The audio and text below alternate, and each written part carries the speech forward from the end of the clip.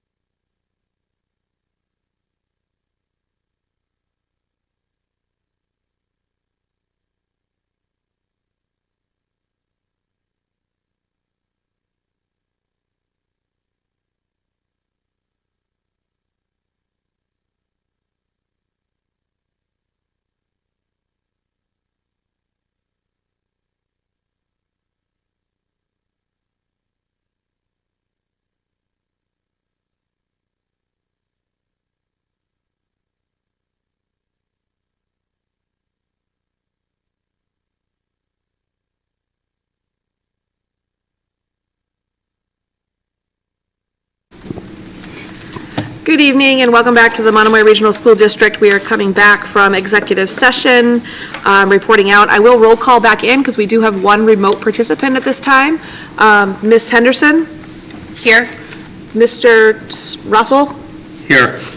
Ms. Rogers? Here. Ms. Gray? Here. Ms. Games? Present. Ms. Finnegan? Here. Ms. Stout? Great, and the chair is here. And we're calling the meeting back to order at 6:30.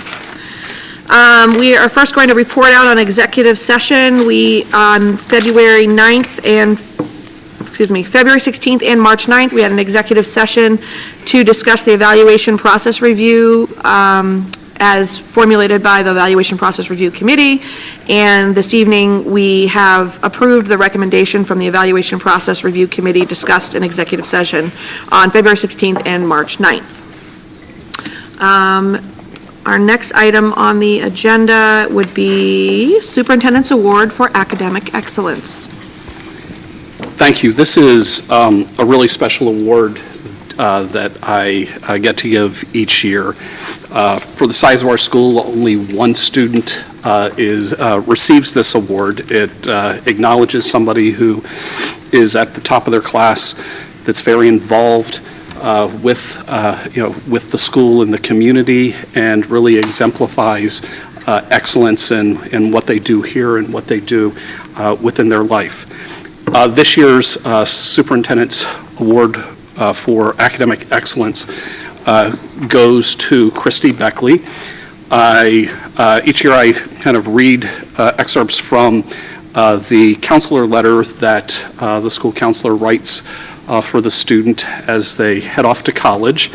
So it's my opportunity to go and embarrass Christy in front of her parents and the whole community. She has said that she will not flee the room while I'm reading the letter, so I appreciate that. So first of all, Miss Janetti wrote that Christy's a remarkable young woman. She sits at the top of a supremely competitive class of students who are truly neck and neck for the valedictorian and salutatorian positions. Christy's well respected by the faculty and staff and supported by numerous accolades she has been awarded. She's a natural leader, elected by her peers as their vice president. I can say with certainty that she has left a mark at Monomoy. When Christy graduates, she will have completed 8 advanced placement courses and 2 dual enrollment courses through a partnership with the 4 Cs. Of the 3 AP exams Christy took on May 2022, she earned a 5 on each exam. Christy also achieved a perfect score on her math MCAS. Her ELA and math MCAS scores were also in the top 25% of the district, and she is a recipient of the John and Abigail Adams Scholarship. Christy is so much more than just test scores, but hers are quite impressive. This past June, Christy attended the American Legion All-State Conference, where she spent an intensive week with fellow high school juniors who learned how to participate in their state government in preparation for their future goals as responsible adult citizens. Christy was also nominated by her principal to participate in the Massachusetts Department of Secondary Education Student Government Day, where she collaborated with other nominated students from across the Massachusetts, as well as members of the Massachusetts state government. One of Christy's more notable accomplishments is her position in the Key Club, where she's president of the Monomoy Division and serves in the state position as the Lieutenant Governor of Division 12. Christy is active with the National Honor Society in her role of treasurer. She was the induction speaker for the 2022-23 ceremony. She was chosen by the administration to serve on an interview committee last year where there was a sudden departure of a teacher. She was named the Cape Cod Climate Change Ambassador. She is actively involved in the Political Action Club and Stand Club. In February 2020, Christy traveled to the Iowa caucus, and then in March facilitated a mock caucus at the high school. Christy's also one of the senior captains for Mock Trial Club.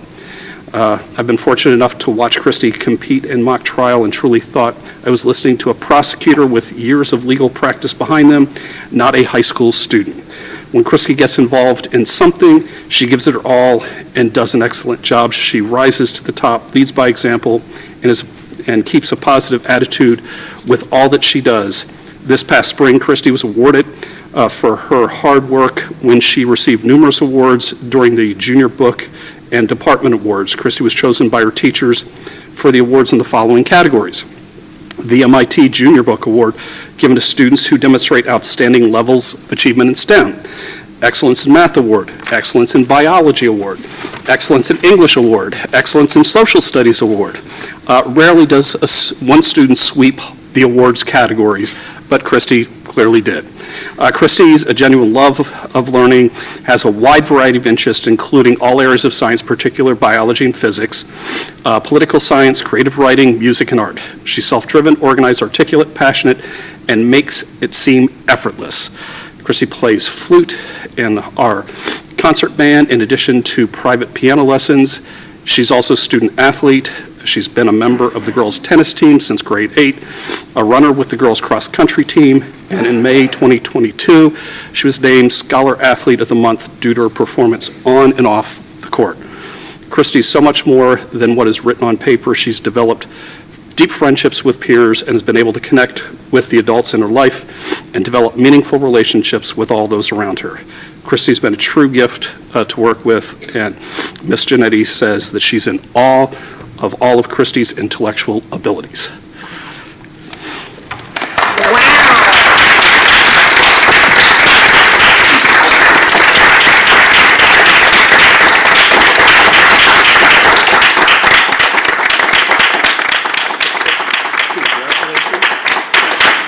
Very much deserved.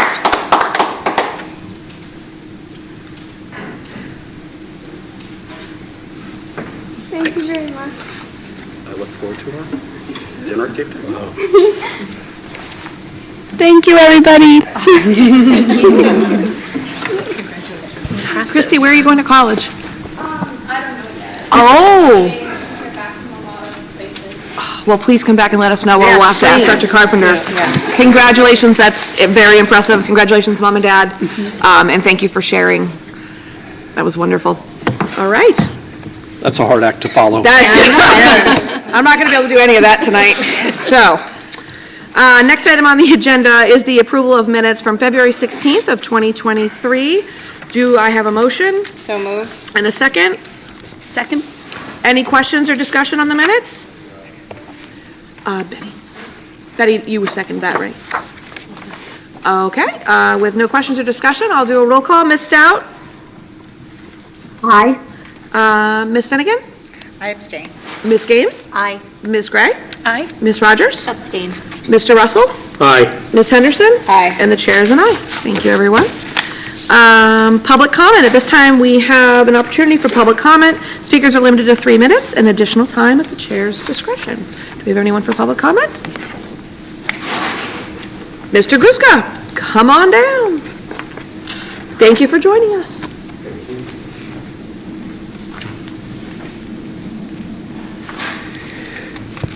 Charles Gruska, 6 T-Bury Ave, Harwich. I know most of you in the last week have received enough words from me in writing that you think you're in a book club. But I did want to make some comments for the benefit of the public, and on the public record, highlighting some of the main points. Madam Chair, I know that every minute matters, and I appreciate your exercising your discretion unless you think that my points are really irrelevant or unimportant. And we do have a new committee member welcoming tonight who's probably not heard my thoughts on this, so That's how many pages, Charles? here we go. Go as quickly as I can. I wanted to speak about the budget scenarios that are going to be reviewed and possibly voted upon tonight by the committee, and state that as a resident taxpayer of Harwich, living on a relatively fixed income, I favor and strongly advocate for scenario 3 in your packet, since it's the only one calling for the inclusion of all the identified needs of the district. To meet those needs while keeping existing class sizes, existing student supports, and all curriculum and extracurricular programs in place, with a budget increase of only 3.84% and a Harwich increase of 4.46% during these times of historic inflation is an amazing feat and accomplishes the goals of in my perspective, the goals of balancing high educational programming with good stewardship of my taxpayer dollars. I think it's a great bargain given these times. By the way, as an aside, what an even greater bargain it would be for me as a Harwich taxpayer if the funding formula called for Chatham's assessment to be even just equal to its FY11 assessment the last year of pre-regionalization. But I think that's going to be worked on for the future. Now, I know there's a debate over the question, and I've heard it, over the question of which positions, curriculum directors or positions of direct contact with students, should be the priority. I can't differentiate. They're equally important from my perspective.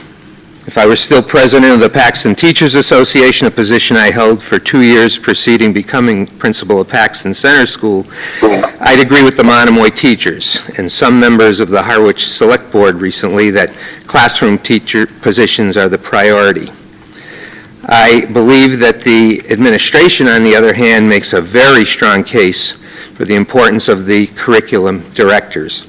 Having served as a school principal for 24 years, I believe that one of the most important administrative roles that impacts the quality of education is classroom supervision, quality of instruction in the classroom is supervision, development, and evaluation of the teaching staff. Any teacher who believes there's nothing more to learn to enhance their skills should leave the profession, in my opinion. In my 8 years of high-level involvement as a volunteer in this district, I've not yet met a teacher who meets that criteria, I'm happy to say. But I can share with you that over the space of my career, I have worked with and met some. I also know that dealing with student misbehavior caused by social and emotional concerns of students must be the #1 priority of building administrators.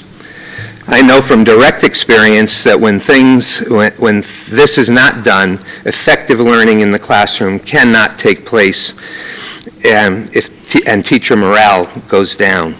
I worked for a time as a counselor in a school such as this, and my wife and oldest daughter have as well. I couldn't do my job, and I was contemplating a career change.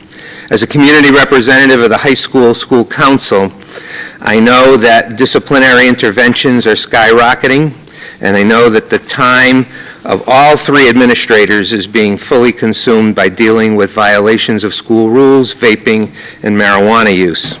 I'm not sure about the middle school, but problems at the high school are across grade levels, and there's a high concentration in grades 8 and 9.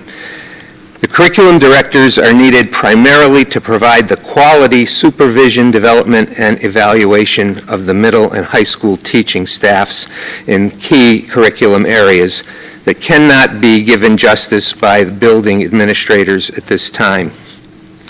Checking with veteran educators currently actively teaching in schools and other systems, the message I get is that they have never witnessed as much disrespectful and antisocial behavior on the part of students as they are at this time with school returning from COVID.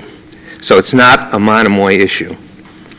At the same time, the elementary reading scores you're going to review later this evening show remarkable progress under the recently implemented ARC program, but a third of students are below grade level in reading and therefore at risk for school and life failure as a result. If the additional requested interventionist position at Chatham Elementary School can get even a single one of those students to grade level, the position's potential pays for itself in cost savings to the school and community later on. Imagine if it could get a handful of those students up to grade level, the eventual savings that would be made down the line in lack of need for further intervention at the middle and high school, as well as the cost to society of loss of earnings, loss of taxpayer dollars, loss of productivity. So that position to me is a need, not a want. And the current curriculum director needs to be freed up to give priority attention to getting the district to a goal of 90% of its students reading at grade level by third grade.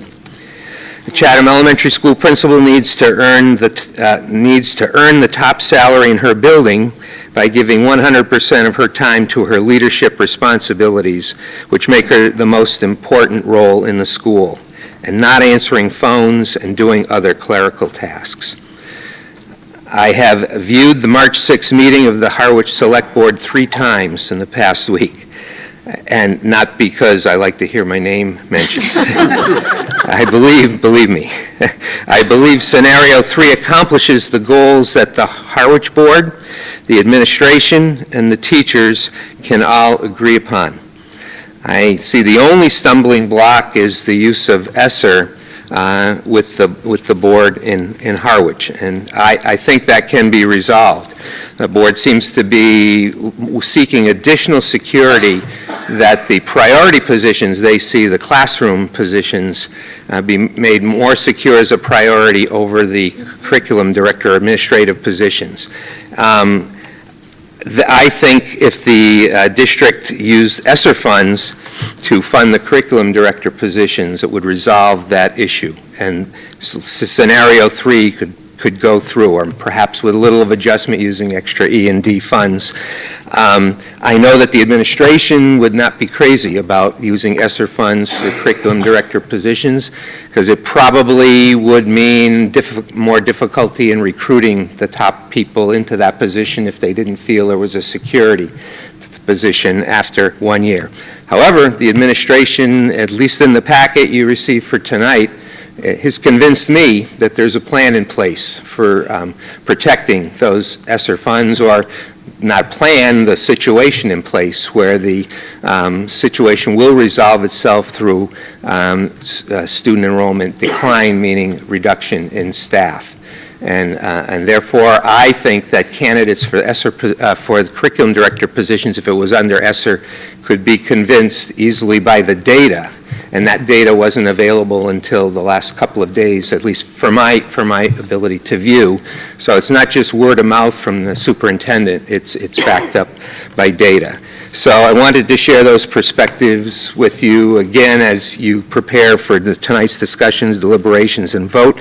And finally, I want to tell you how excited I am about presenting workshops in the Parent University on developing self-esteem. I very much want to thank the administration for the opportunity they're providing to do that, particularly Melissa McGuire and Joy Jordan, and all the help and support that they're giving me. There's been a lot of discussion about the importance of passion at Portrait of the Graduate meetings. Many of you know that my passion is fighting for reasonable school budgets for the students of the community and playing the digital accordion. My real passion is for helping others in learning the tools and behaviors and skills that we can all utilize in enhancing the sense of worth of other individuals. I'm chomping at the bit and really looking forward to March 22nd and 29th to be able to do that. And once again, I extend an invitation to everyone. It's relevant to all ages. It will help anyone who wants to relate better with other individuals and make life better for other individuals. I'm looking forward to it, and I thank you, Madam Chair, for the discretion you've exercised. Oh, thank you, Charles, very much. Thank you. And also, I don't know why we've never had the digital recorder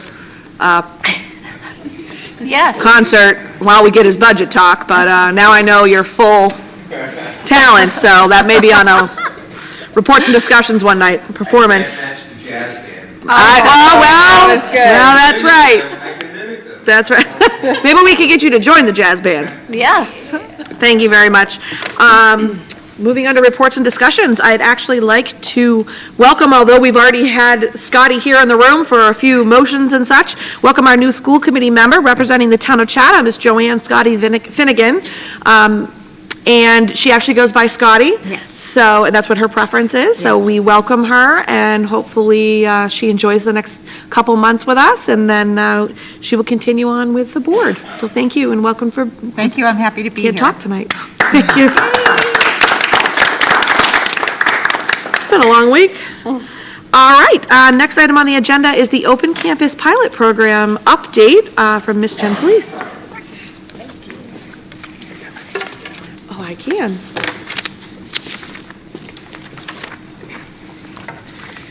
Good evening, everybody. Jen Police, Principal, Monomoy Regional High School. Hello, Christina, and welcome, Scotty. Thank you. I just wanted to give a brief update on how our Open Campus Lunch pilot is going to date. So the table shows you that we have had 5 periods since the last time we met. We have a total of 84 students that are currently participating, which is about 75% of our senior class, which is 116 students. Students late upon return from Open Campus Lunch, we have had none. Discipline issues as a result of Open Campus Lunch, we have had none. Seniors with 1 or more F at the start of quarter 2, which was the beginning of Open Campus Lunch, there were 8. And as of today, which is progress reports, that is down to 3. So, moving on to some recent survey data, we thought it was a good idea just to survey our parents to see how they feel it has been going based on their students' report. And the first question was, I'm comfortable knowing that my student is leaving and returning to campus during the lunch hour.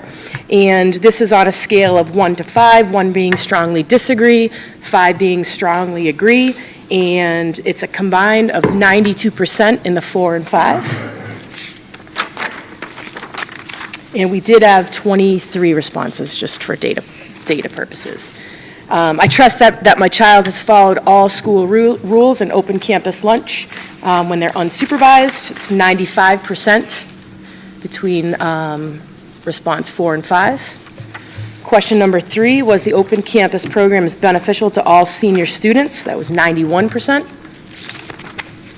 Question number 4, I trust that my child has returned to school on time when they have left the school during the Open Campus time. 96%. And I agree that academics and discipline have to be considered as part of my student being able to participate in Open Campus Lunch. That is currently at 91%. So it is a small sample size, very similar to the first survey that we sent out. Unfortunately, this is 23 responses. I think the first one was like 16, so it's actually a net gain. So I guess there's something to land on. And this is just a copy of what our sign out and sign back in looks like.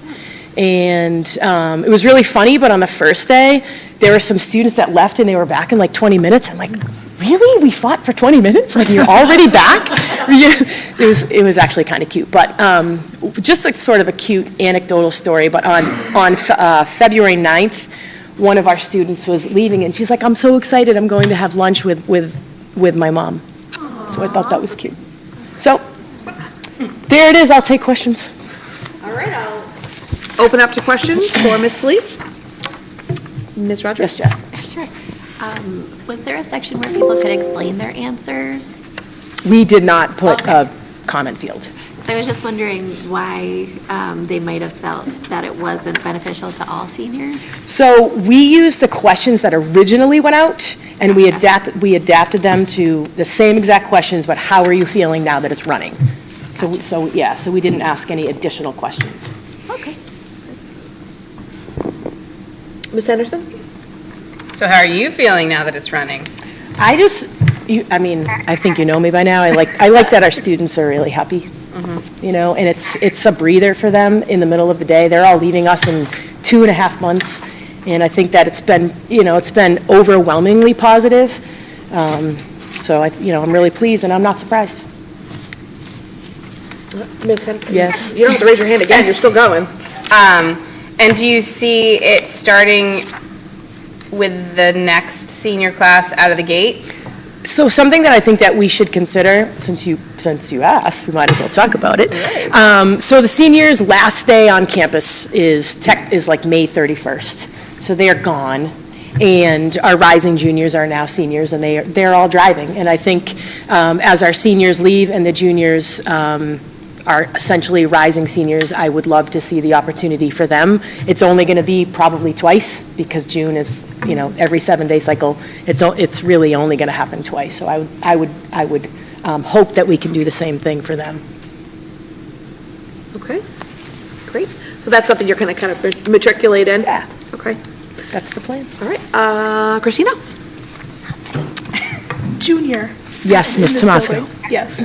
I unfortunately can't drive, so this is not my experience, but I just wanted to mention how excited the juniors are currently for their opportunity. Some of them are really pulling it together and getting ready because they're really excited. And I wanted to mention that there is a line out the door on day 7s and people day 1s, and people sprinting to get out of the building to go have lunch with their mom. Thank you for the feedback. Okay, great. Thank you. All right, no more questions, we'll move on. Oh, I thought I heard Sharon, but I don't, okay. Next item on the agenda is Middle High School Best Buddies Program, Ms. McGuire.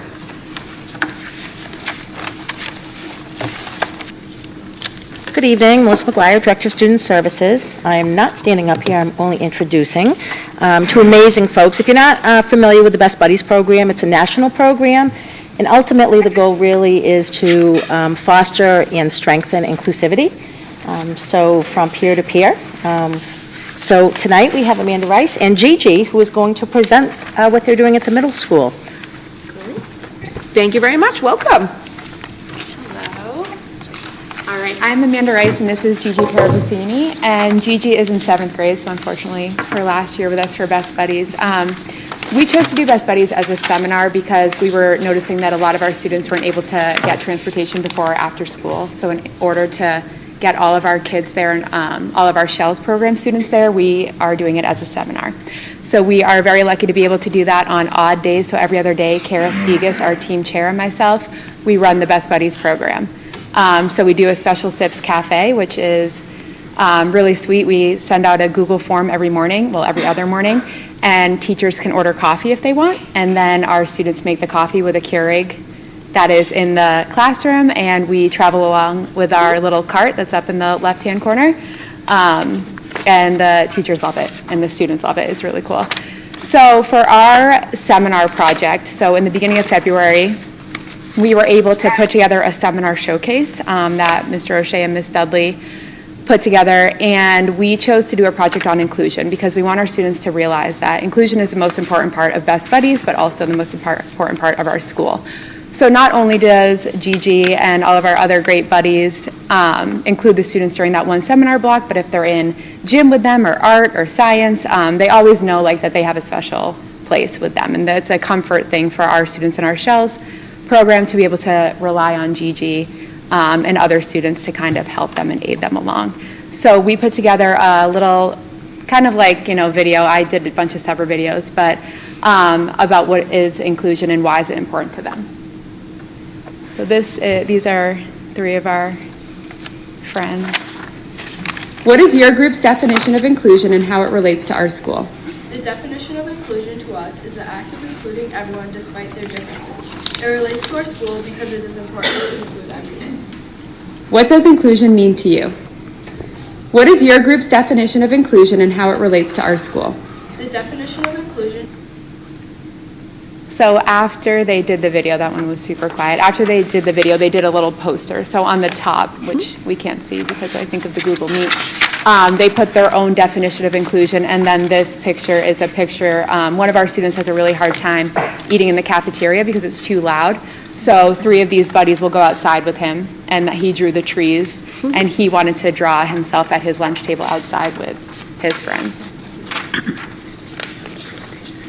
Oh, thank you.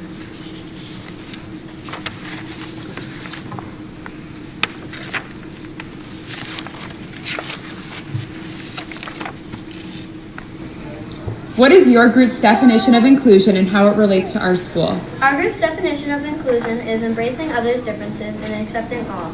Our school practices inclusion when we all get together to finish a group project. What does inclusion mean to you? Inclusion to us means playing with all our friends and accepting our differences, like when we ride our scooters with our friends. What is an example of inclusion that you have practiced this school year? An example of inclusion that our group has practiced is when we did Best Buddy Olympics. So they, What is your group's Dora the definition? Explorer, so the picture is of them with Dora. And then they also made a little slide, you can go to the next one. They also made a little slide just about what inclusion means to them and why it's important to them.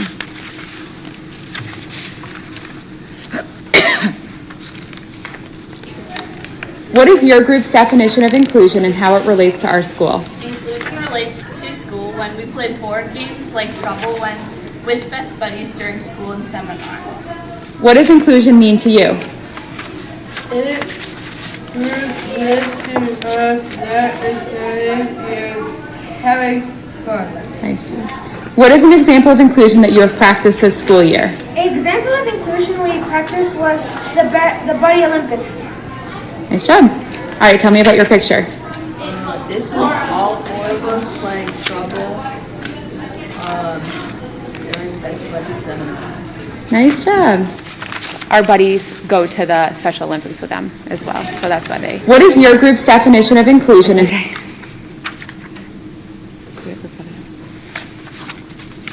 And here's their picture of them playing board games.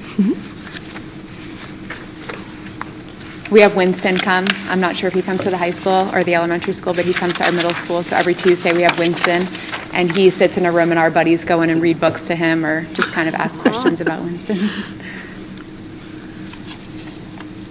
Winston looks very engaged. Yeah, he loves it, yeah. What is your group's definition of inclusion and how it relates to our school? Inclusion is acknowledging someone's emotions, learning strategies, and differences, and making an effort to include them anyway. What are some examples of inclusion? Some examples of inclusion are group activities, asking someone alone to join you and your friends, and including everyone in a conversation. Georgia, how do you include your friends? I included my friends by playing games, working on my busy books together and asking how my friends are feeling. Nice job. What is your group's definition? And here they are playing a puzzle.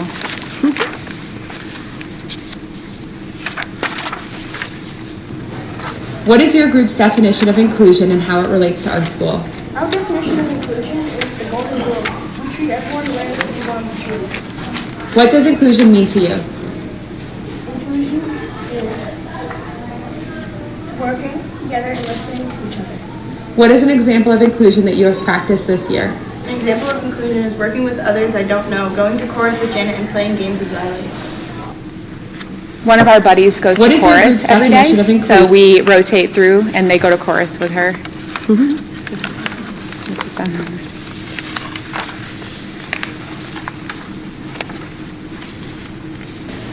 What is your group's definition of inclusion and how it relates to our school? Our definition of inclusion is everyone being together even with their differences. What does inclusion mean to you? Inclusion means accepting people for their differences. What is an example of inclusion that you have practiced this school year? An example of inclusion that we've all practiced is coming to Best Buddy. We work together with our differences to do amazing things. What is your group's definition of inclusion?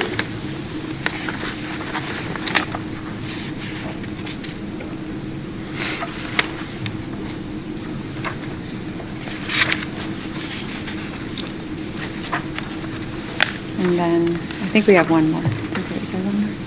Two more. Oh, no, we have two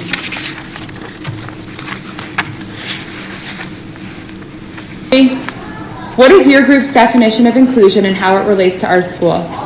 My definition of inclusion is when people play with me at gym and fresh air time. Everyone is involving other people when they are at school.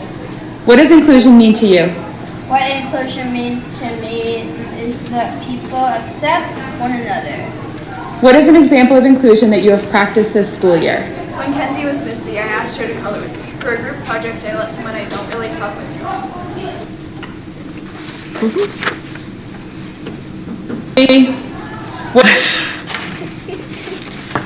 Leah's new. It happened to me. So. Here they are playing a game. No, it's okay. This is great. Oh, I love Henry. I love when they say their favorite memory is special sibs. They do work hard with that. And then Gigi is up next.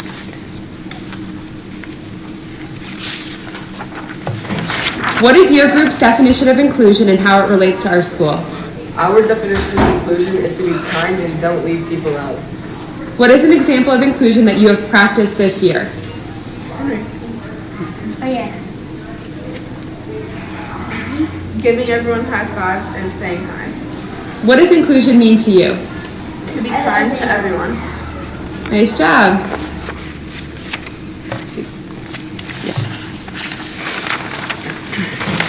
What is your group's definition? Thank you very much. Thank you. Thank you for coming and thank you for sharing. It was wonderful. Do we have any questions for our presenters? Ms. Henderson? Just one question. Do you know when, is Special Olympics going to be here again this year? I don't, they did it earlier this year, so they did it in the fall. Oh. Yeah. All right. Interesting. But I'm looking for adults to do a polar plunge with me, if any adults. Oh, do a that's polar right. That's plunge. March Yeah. It's March, 18th? I think, 27th. Or is it 27? I know, Or it's on the 26, sign of the, at 26, 137 for the police station. Yeah. Okay. Yeah, Winston will go. Oh, Winston will be there. And All which right. beach is that at? Is that at Red River? Yes. Okay, Yeah. all right. So be on the lookout, people. Yeah. Ms. Games? Yeah, I just have a quick question out of curiosity on the red page. It says doing special sips. What is that? That's the Special Sips Cafe. Oh, That's our coffee cart. oh, okay. Yeah. Thank you. Yep. I want special sips at my office. Or here? Or here. We have hot chocolate Yeah. tea and coffee. I know, maybe we have special sips one night. you. All right, fantastic. Thank you. Thank you very much. Great work. All right, moving on to Montreal and Quebec City Student Trip Proposal, Pauline Linnell. Welcome. Good evening, or shall I say bonsoir. I'm Pauline Linnell. I work at Monomoy Regional High School in the World Language Department. I teach French. And so the board knows that we are leaving for Paris in 6 weeks, so we're very excited about that. And we're thinking about the future already. Because I realized this year, organizing the trip to Paris, that not every family in the district can afford $4,000 worth of trip to Europe. And we are lucky enough to have the second biggest French-speaking community in the world, 7 hours north of us, which is Montreal and Quebec. So I decided to propose a trip for next year for April break. That would be including Montreal and Quebec City, 5 days, 4 nights, over the, like I said, over the spring break. The idea is to, it's great that we give access to the language and the culture in the classroom to the kids, but they're dying to go see what it's like out there, and there's nothing like giving them opening their world like traveling. So I hope that we can give the opportunity to more and more students to discover a great part of the world. This trip is, so like I said, I'm not going to get into too many details, but there's 2 days in Montreal, 2 days in Quebec, lots of different activities. It's packed. We would even visit McGill University, which is a very prestigious university in Montreal. The planetarium, for those of you who know a little bit of Montreal, Old Montreal, Mont-Royal, Notre-Dame Basilica. This is where Celine Dion got married. And the second 2 days would be Quebec City, which the visits, cruise on the St. Lawrence River, visit of the town, the Montmorency Falls, which are the highest falls in North America, higher than what's the one I'm thinking of? Niagara Falls, thank you. And finally, we will have an experience in a Québécois sugar shack, which is where they make maple syrup. I mean, the whole traditional, experience of visiting our friendly neighbors, the Québécois and the Canadians. So this trip, the price is very competitive.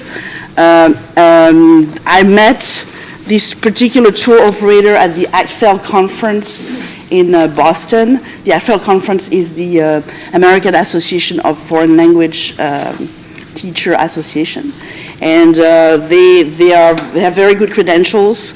They are receptive tour operators, so they can offer a price that's a little cheaper than all the EF and the World Trides, which are more, bigger companies.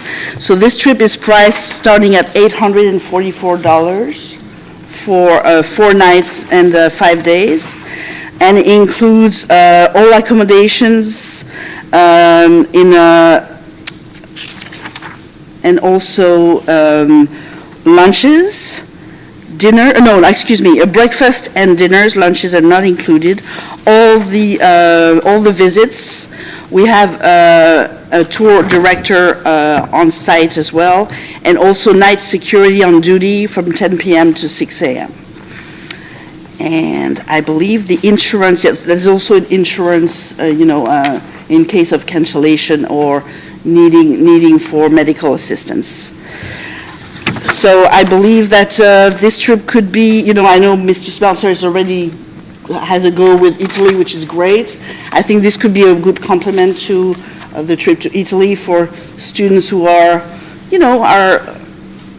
on a budget, and I believe, and it's also a great way to discover that we don't have to go that far to discover a culture that's very different from ours. I mean, there's a lot of people, particularly in Quebec City, who don't speak English. So, what else was I going to tell you? I believe that would be it. So, I welcome your questions if you have any. Great, thank you so much, Ms. Linnell. Of course. Do we have a deadline, or do you have a deadline for us needing to take a vote on this? The quote dates back from a couple of months, so no, they said they would be, So we could put it on our next agenda to vote? Absolutely. Because I did see, it says this quote expires December 9th of 2022. No, don't worry about that. Don't worry about that, okay, all right, great, thank you. Questions? Ms. Henderson? Are you anticipating a group size? Are you? Yes, so I would cap at 40. 40. And the ratio here is 4 chaperones for the 10 group, kids. so 4 to 10. Wow. Yes. Okay. Ms. Games? So I love this. My daughter did this trip, but it was in the 7th grade, and this is high school. So my question is, are they going to be immersed in the language? Because I know there's a lot of tours on here where the kids can opt to get the English version. Are you going to encourage them to get the French? Like, how does that work as far as the French immersion? So, quite frankly, I think my idea was to open the trip to the entire school, not limiting to kids who only take French. Okay. So, but like I said, if they go to Quebec, they go to stores, we go to stores, or everything's going to be in French. All the signs and on the streets, So per se, I did not envision a particular, but that's something I could ask the tour operator maybe to come up with a booklet or something of everything in French, of presenting the different visits that we are going to do in French. Or just making it optional. For Sure, those that are yes. French students, it might be a nice immersion. Absolutely, Yeah. yes. The other question, and I'm just going to assume this is bus, correct? So you're Yes, taking a bus bus. from here, okay. Okay, thank you. So it's a long ride on the bus, about 7 hours, but Yes. The whole first day seems like it's bus. yes, but at that age, they are perfectly fine on the bus. Right? Yeah, yes. All right, Ms. Linnell, thank you so much, and Of thank you course. for thinking outside the box for something that's affordable. Thank you. For, or more attainable for our students, and that is bordering our country, which is lovely to see. I would love to see more trips inside the United States as well, so I really appreciate this. Thank you. Thank you so much. Have a good night. Merci, bonsoir. Yeah, merci. All right, and we'll. Oh, we have a question? Oh, Christina, you have are you, sorry, I thought you were just like pumping excited, Christina. I was. You were, that's what I thought. Oh, no, but no. Also, great job, Madame. I love you. Oh, this one, Sugar Factory over there. All right, next item on the agenda is the second reading of the 23-24 Monomoy Regional School District School Calendar. We had this at our previous meeting. I just wanted to add that there was a change since our last meeting, that we did have Good Friday we were going to school for Good Friday, but now we've actually gone back to our old schedule where we will have Good Friday off on this calendar version. So we've always had Good Friday off. On the calendar revision we had at our last meeting, we were going to be in school on Good Friday, and now that has changed, and we will not be in school on Good Friday. Ms. Henderson. I'm sorry for all the questions tonight. You're full of them. I am. When is Good Friday? It's the date March 29th. It just identifies as district closed. Of 2024. Yeah.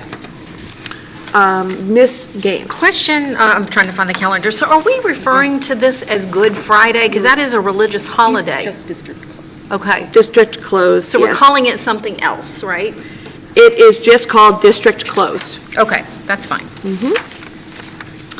For reference, that's why it was presented. Okay. All right, if we have no questions, I do not feel we have a problem with going forward and voting, so do I have a motion? Ms. Henderson. I would like to move to approve the 2023-2024 calendar as presented this evening. And a second? Second. Ms. Rogers is a second, and I'll do a roll call. Ms. Stout? Aye. Ms. Finnegan?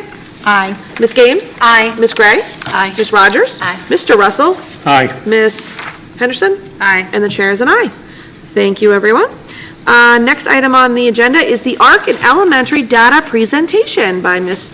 Christy Catone and Jennifer Kelly. We have been so excited and waiting for this, ladies.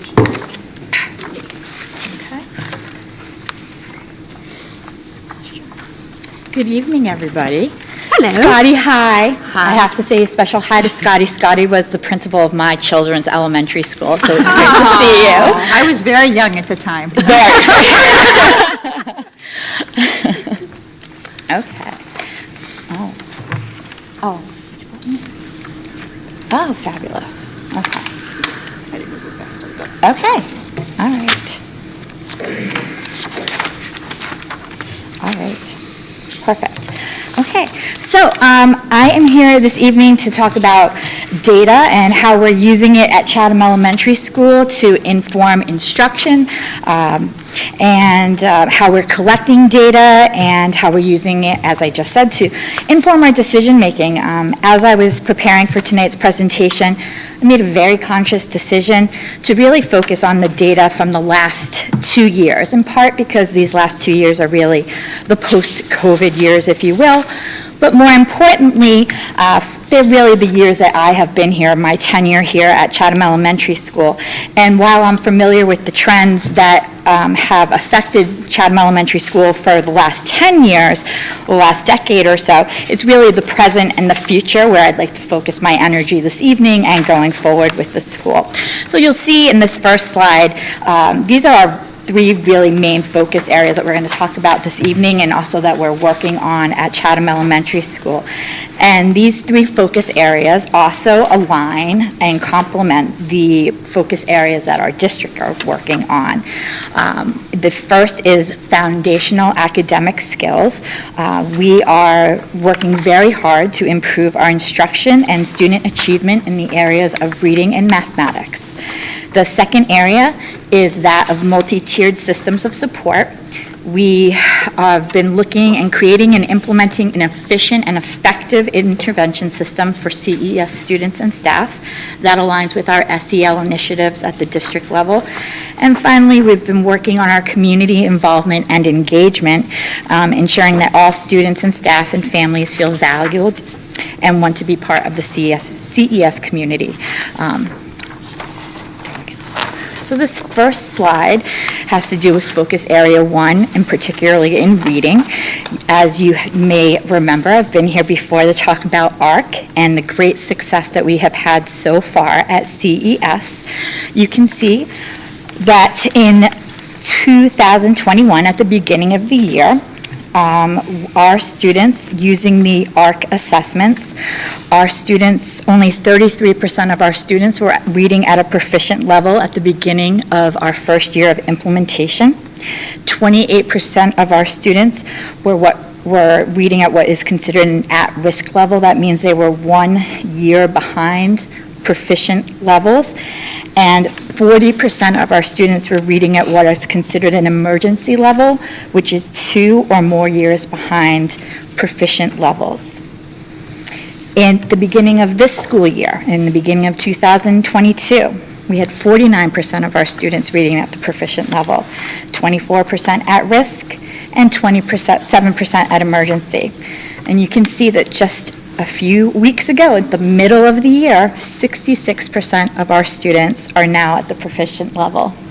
So our students have been doing an amazing job.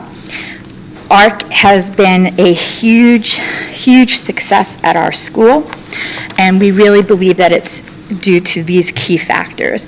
First and foremost is the individualized and small group instruction, the differentiation of materials and instruction, the continuous professional development and program assessment, the high-quality materials, the authentic research and writing tasks, and also the culture of reading that we are building in our school. But most importantly, it's our staff. They have worked tirelessly. It has been a demanding change for them, and they have worked with us every single step of the way. Without them, none of this work would have been possible. But it's not over yet. We have had great results, but we're not where we want to be. And we're getting there, and we will get there, and we'll continue work. We would love to continue with our professional development. Our next steps are to align our grading practices using student work samples across classrooms and ability levels. We want to work with our intervention teachers and our special education support to the general education program and make sure there's alignment between those programs. We want to share our programming highlights with our colleagues at the middle and high school level so that they understand and we have vertical alignment throughout our district. We want to deepen our expertise within the program as individuals and within our teams. We are going to continue to raise the bar for student achievement. We're going to continue to build this culture of reading and writing in our schools, and we're going to really raise the bar for engagement. As I said, we want 100% of our students engaged in reading and no more than 12% of our students at the emergency level. Ideally, we would want 100% of our students reading at a proficiency level. We're going to try. We're going to do everything that we can to make sure that that happens, and we're going to do it. Moving on to math. We currently use a program called Math in Focus. We use NWEA MAP, which is a standardized testing program that we use 3 times a year to assess student math growth. This document shows, which is going to seem kind of like an oxymoron, but there is a report that MAP gives us that predicts, so it's a standardized test that has a report that predicts how students will perform on another standardized test. It predicts how students will do on the MCAS. So this first top of the table here, in the class of 2032, in the fall of 2021, predicted that 5.7% of that class would score not meeting in their math test if they were to take the MCAS math test. And then that would be how it would read. 48.6 would be partially meeting, 42.9% meeting, 2.9 exceeding. If you go down to the 4th and the 5th grade, those blue scores next to it, those are the actual scores that those students received on the MCAS 2022 last year. So you can see that it was predicted that our 4th grade students, or our current 4th grade students, that 0% would have not meeting, and actually 10% of our students on MCAS did not meet math scores. 31% of our students were partially meeting, 52% met, and 7% exceeded. Okay? You can see that we have some work to do in math from this report. Grade 3 and 4 students have made limited progress in the area of math on MAP and MCAS over several years of testing. Over 50% of our fourth grade students are partially meeting or not meeting grade level expectations on the MCAS test. You can see on those reports that we're bottom heavy. Majority of our students are in the not meeting or partially meeting versus the meets and exceeds. We want to be top heavy, not bottom heavy. In life as well. Professional development on math instruction and best practices has been limited over the last few years. We recognize that systematic change in our approach to teaching mathematics is needed to achieve the results we desire, and we are committed to the work and to providing the best quality instruction for our students. So we started some of this work already. One of the things that we've been working a lot on this school year is fluency work. Last year, both Chatham Elementary School and Harwich Elementary School implemented Reflex Math, which is an online program for fluency practice in grades 1 through 4. We recognize and we know that every math problem is made up of smaller problems, and so we really want to focus on our math fact fluency. This has been a great measure, has helped us out tremendously this year. We're really gaining a lot of knowledge with that. We have been able to participate in some webinars with Reflex this year, and we're gaining more ownership and expertise in that program, and it's really starting to show with our students' understanding in math. Additionally, something that we like to call gentle professional development at CES is we recognize that the ARC implementation has been a very heavy lift for our staff. So we've been dipping our toes into the water of guided math. We are being very respectful of the time that's already devoted to ARC. However, we have been slowly introducing our staff to number talk demonstrations, to book clubs, trial lessons, working with our math interventionists, providing math in professional development on our professional development days, and getting them interested and their fascination piqued about what is to come for the next year. And that is guided math.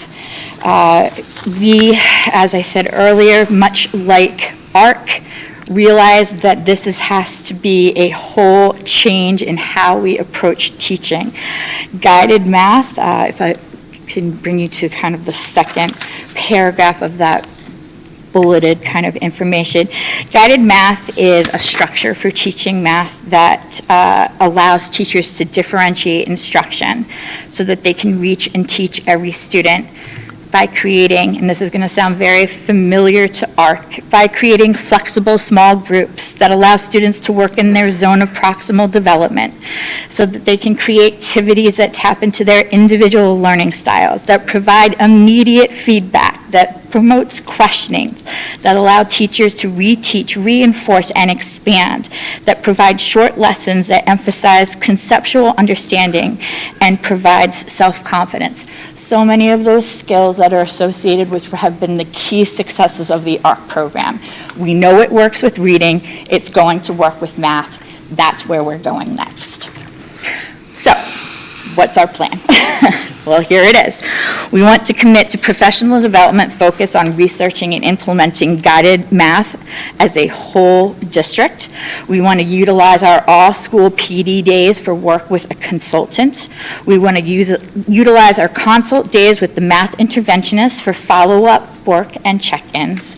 We will be holding a summer book club about guided math in action to help our teachers get ready for the start of the school year.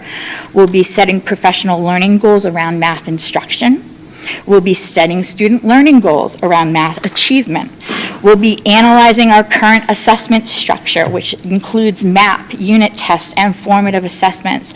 And we'll be training our staff on new assessment types, including the Forefront Universal Screener, which looks at number sense, which is an area that we are constantly finding that students are weak, yet we cannot pinpoint where they are falling apart.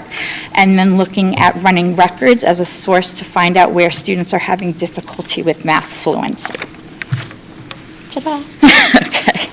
And that's going to bring us to our second major focus area at Chatham Elementary School, and that is multi-tiered systems of support. So our school is a small, tiny little school, and it really, this is one of the advantages when it comes to multi-tiered systems of support.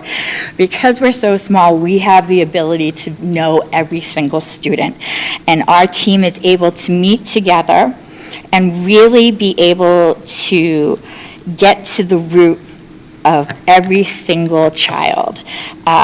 We converted to an MTSS model from response to intervention. Prior to my coming to the district, we had used an RTI model for intervention and used it last year as well at Chatham Elementary. The process was a little cumbersome. It was not as efficient and effective as we thought it could be. This past summer, a small group, including myself, did some research, attended webinars, as well as a team from Harwich Elementary School decided to make an approach to a more inclusive program called MTSS. And we have come up with this new system, which is really it's very similar to RTI, just another acronym, because, you know, in education we have to call it something different and have another few letters to throw at it. But it has been a really great change for us at Chatham, and we've had a lot of success. One of the greatest parts of our multi-tiered system of support is how we're using data, though, to inform and when we look at our students. We have a very clear-cut assessment system, particularly when we look at academics. For English language arts, we're using the following assessments. We use the NWEA MAP scores in K through 4, and we test in that 3 times a year, so the beginning, middle, and end of the year. We use the ERLA, which is part of the ARC reading program that is consistently being updated, but we look at that data 3 times a year as a whole group. We are using DIBELS scoring, which is a phonemic assessment that is nationally normed. Our reading interventionists are helping our classroom teachers in K through 2 administer those assessments. We're also using that as part of our state dyslexia guidelines that we need to do. And then we also use the MCAS scores for grades 3 and 4 that is administered in the spring. For math, we were using the NWEA MAP 3 times a year, and we are continuing to use that. And that's all we were using. And we realized that that was not enough. So we have added some things this year. And one of the things that we have used is we are starting to use our reflex data. So we are using fact fluency measures from our reflex program to give us an idea of where our students are in their mastery of their math facts in all 4 operations. And then we are also starting to implement the Forefront Number Sense Universal Screener, which again is looking at number sense and where students stand at grade level norms for number sense. Okay. Our MTSS team at CES, that's a lot of letters, is made up of classroom teachers. It's made up of our reading interventionist, our math interventionist, our ELL teacher, our school psychologist, our mental health coordinator, our team chair, our special education teachers, our school nurse, our service providers as needed, and myself.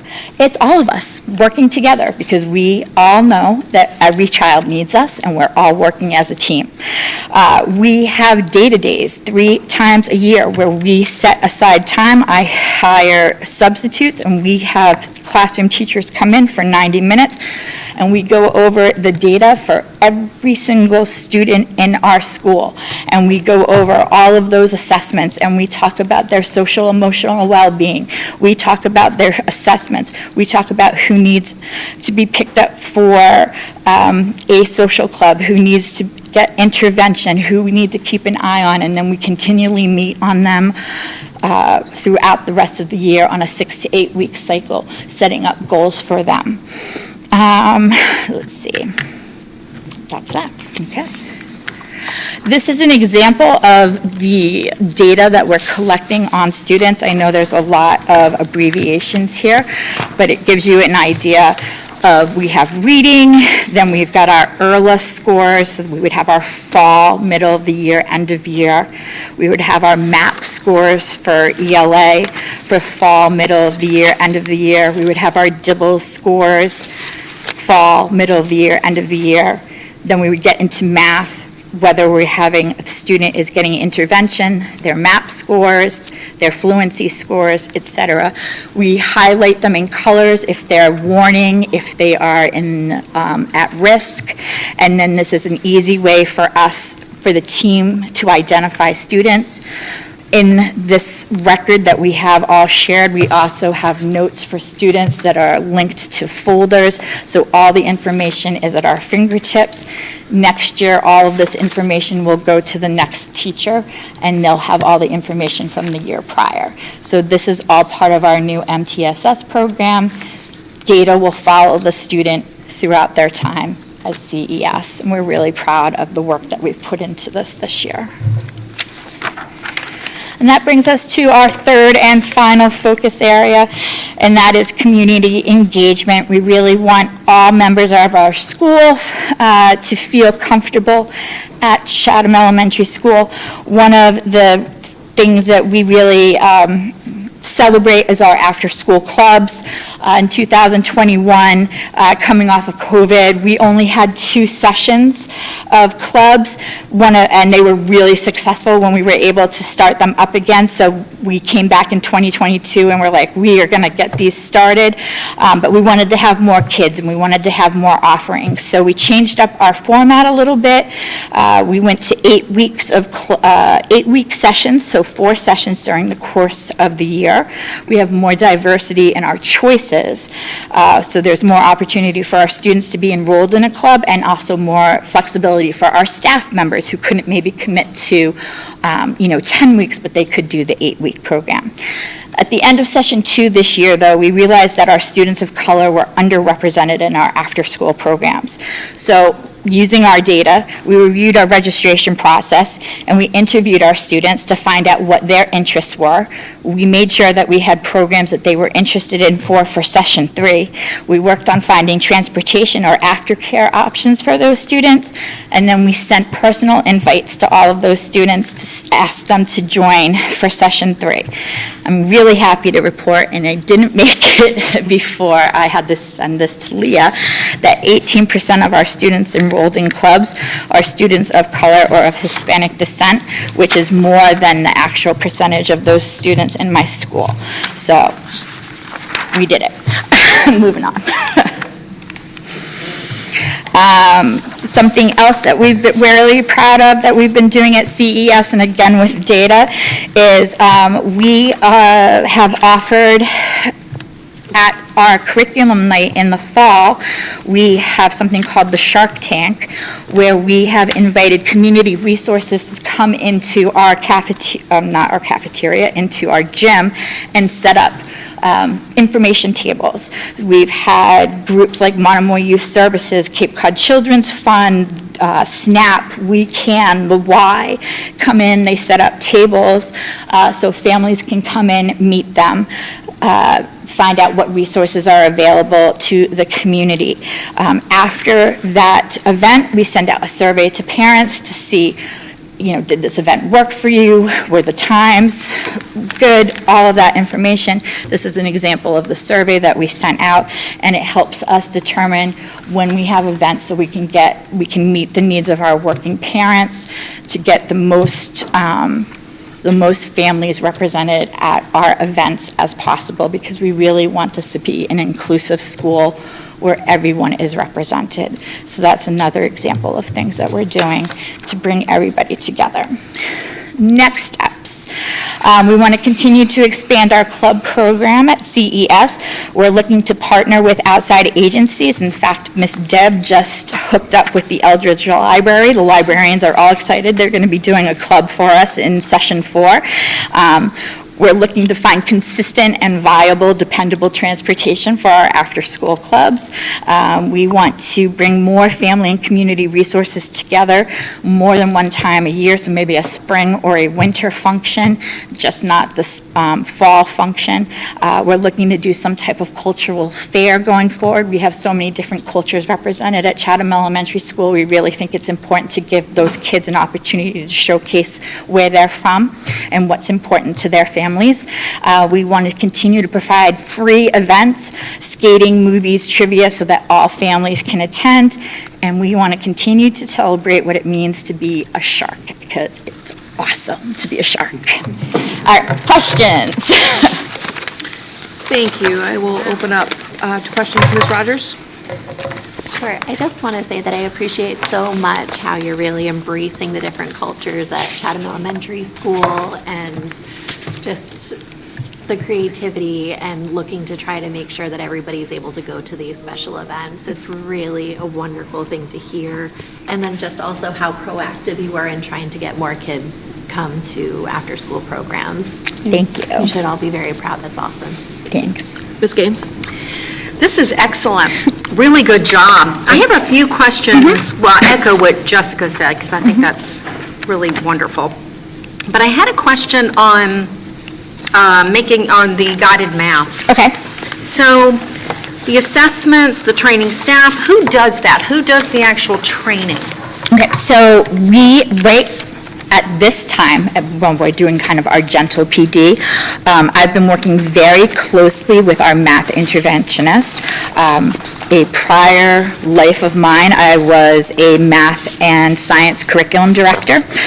So I have little ideas in my head, and then she was a math coach for Cambridge School. So we have, get us in a room, and it's a big, there's lots of papers coming out of it afterwards. So we've been kind of taking charge on that for right now. We've been talking a lot with Christy's team over at they're HES, we're CES. We're talking to HES as well about, where we'd like to see things go moving forward, so. Okay, terrific. And then you said there was a heavy lift, I think if I wrote down, with the ARC. So who was leading all of that? So with ARC, we had consultants that we worked with through the ARC program, which has been, I think, one of the greatest parts of this program, just because it was such, it is just such a dense program. And so many components to it, we've been weaning off. So last year we had much more than this year, and then next year we'll have a little bit less. But it was definitely a heavy lift and it's it's a heavy lift whenever you have a new program. I should say that with any program that you implement. But it was definitely a big change for our staff, and they did so with gusto, and just, they've been amazing. They've just been absolutely amazing. Okay, great. Great job. Thank you. Thank you. Ms. Stout? Yes, thank you.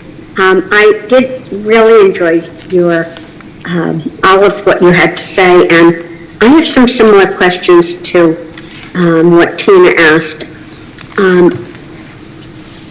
First of all, I think this is the first presentation, or maybe Mark gave us one fairly recently, about how the kids are doing with their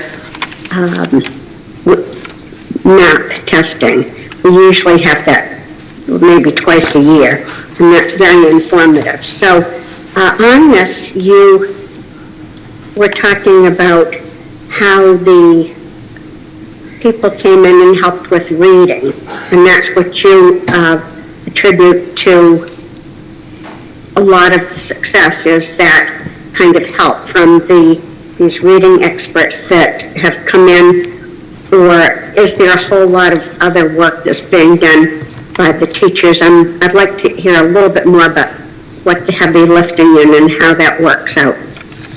Well, I would say that just the heavy focus that we've had on reading instruction, just with the implementation of a new program. Obviously, we've had such a great focus on reading that first and foremost would make our scores, I think, go up in that area.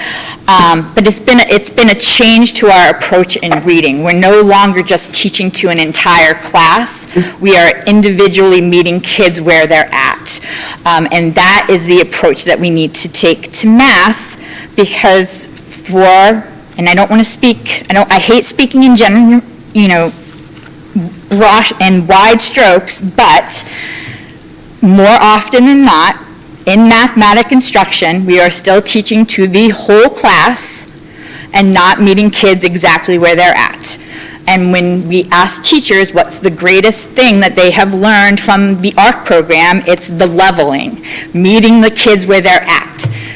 So, to me, the natural next step is, well, if it works with the reading, it has to work with the math if we're meeting the students where they're at.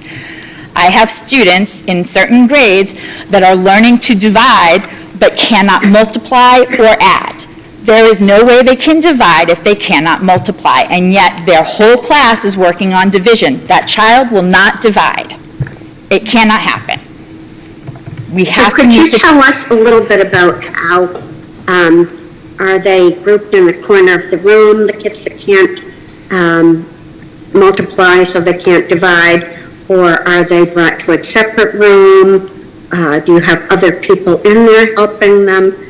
They're brought along. Picture it. They're with the whole group learning to divide. But first they have to multiply, you said. Yep. And they're So trying to is learn that how to happening? multiply while they're trying to learn how to divide at the same time. But since the other children know how to multiply, and these particular children don't know how to multiply, how are they being helped and taught to do that? That's the problem, Sharon. Oh, okay, so with the reading, if you had that issue going on where some didn't know a bunch of vocabulary, they had trouble reading sentences, and other kids were reading paragraphs, what is going on to help those children that are behind? Well, we would differentiate, right? We would do different groupings. Yeah, so you have different adults in the classroom? Or you would not do one lesson for the whole group, you would do different lessons for different groups of needs. Yeah, so some kids are working on their own in one section of the room, and is it one instructional person in the room doing, jumping around to a few different groups? Okay, all right, that's very helpful. I really appreciate all that. Thank you. You're welcome. Ms. Henderson. Thank you so much. You're welcome. To you and your staff for all of the work that you're doing. This is amazing. All of them.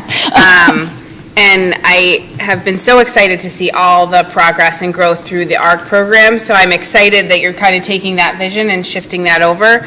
And when you talk about guided math, I know you talked about, I'm on the wrong page, but about the summer book club. Are you thinking more in the lines of like a pilot? Are you thinking the whole staff is doing this? What's your vision? We're in this. I hope your vision might be different. Mark and I have been talking a lot about this, so I'm going to let him jump in on this one. Good evening, Mark Smith, Director of Curriculum Instruction and Assessment. So we're like in talk about, and I literally was just emailing, like it's a combined plan which would involve like working with partnering, similar to like what Dr. Kelly was talking about working with an outside consultant like we did with ARC, about mixing some outside provider, PD, and so like the plan is in development. So we want to do some things, but I don't have a crystal plan yet to lay out, and part of it is contingent on, am I freed up to be able to be focused to support there based upon some things that we're proposing in the budget? So, there are some dominoes here that are contingent upon some decisions that we make ultimately. So I don't want to lay out a plan here until some decisions are ultimately made. But like big picture, Part of the ESSER planning included, if we go way back to original presentations, mathematics, professional learning at the elementary level. So that is part of the next year's ESSER plan. So we've already started both, it's been a joint elementary conversation. And so Dr. Kelly is sort of giving you some high-level bits on that. We've started some of the initial planning, but I don't know, I guess the best expression is we didn't want to count any chickens before they were hatched. Yep. So that's sort of where we're at. So just because you're still standing there, it is across both elementary schools? Mhm. Okay, just because I know that that's a big, I've said multiple times, the hill I'm willing to die on is that The kids are going to have consistent learning experiences across both schools, so they feed up to consistent learning experience in our middle school and all the way up through the high school. excellent. Thank you. Ms. I have a question before you leave, Mark.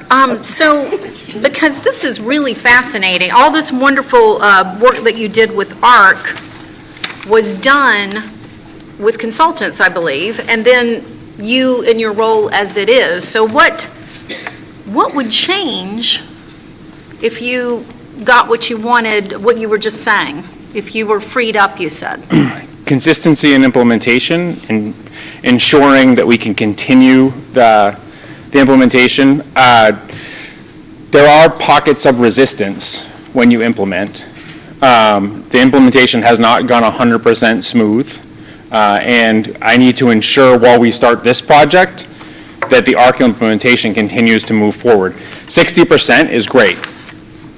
60% is not 90%.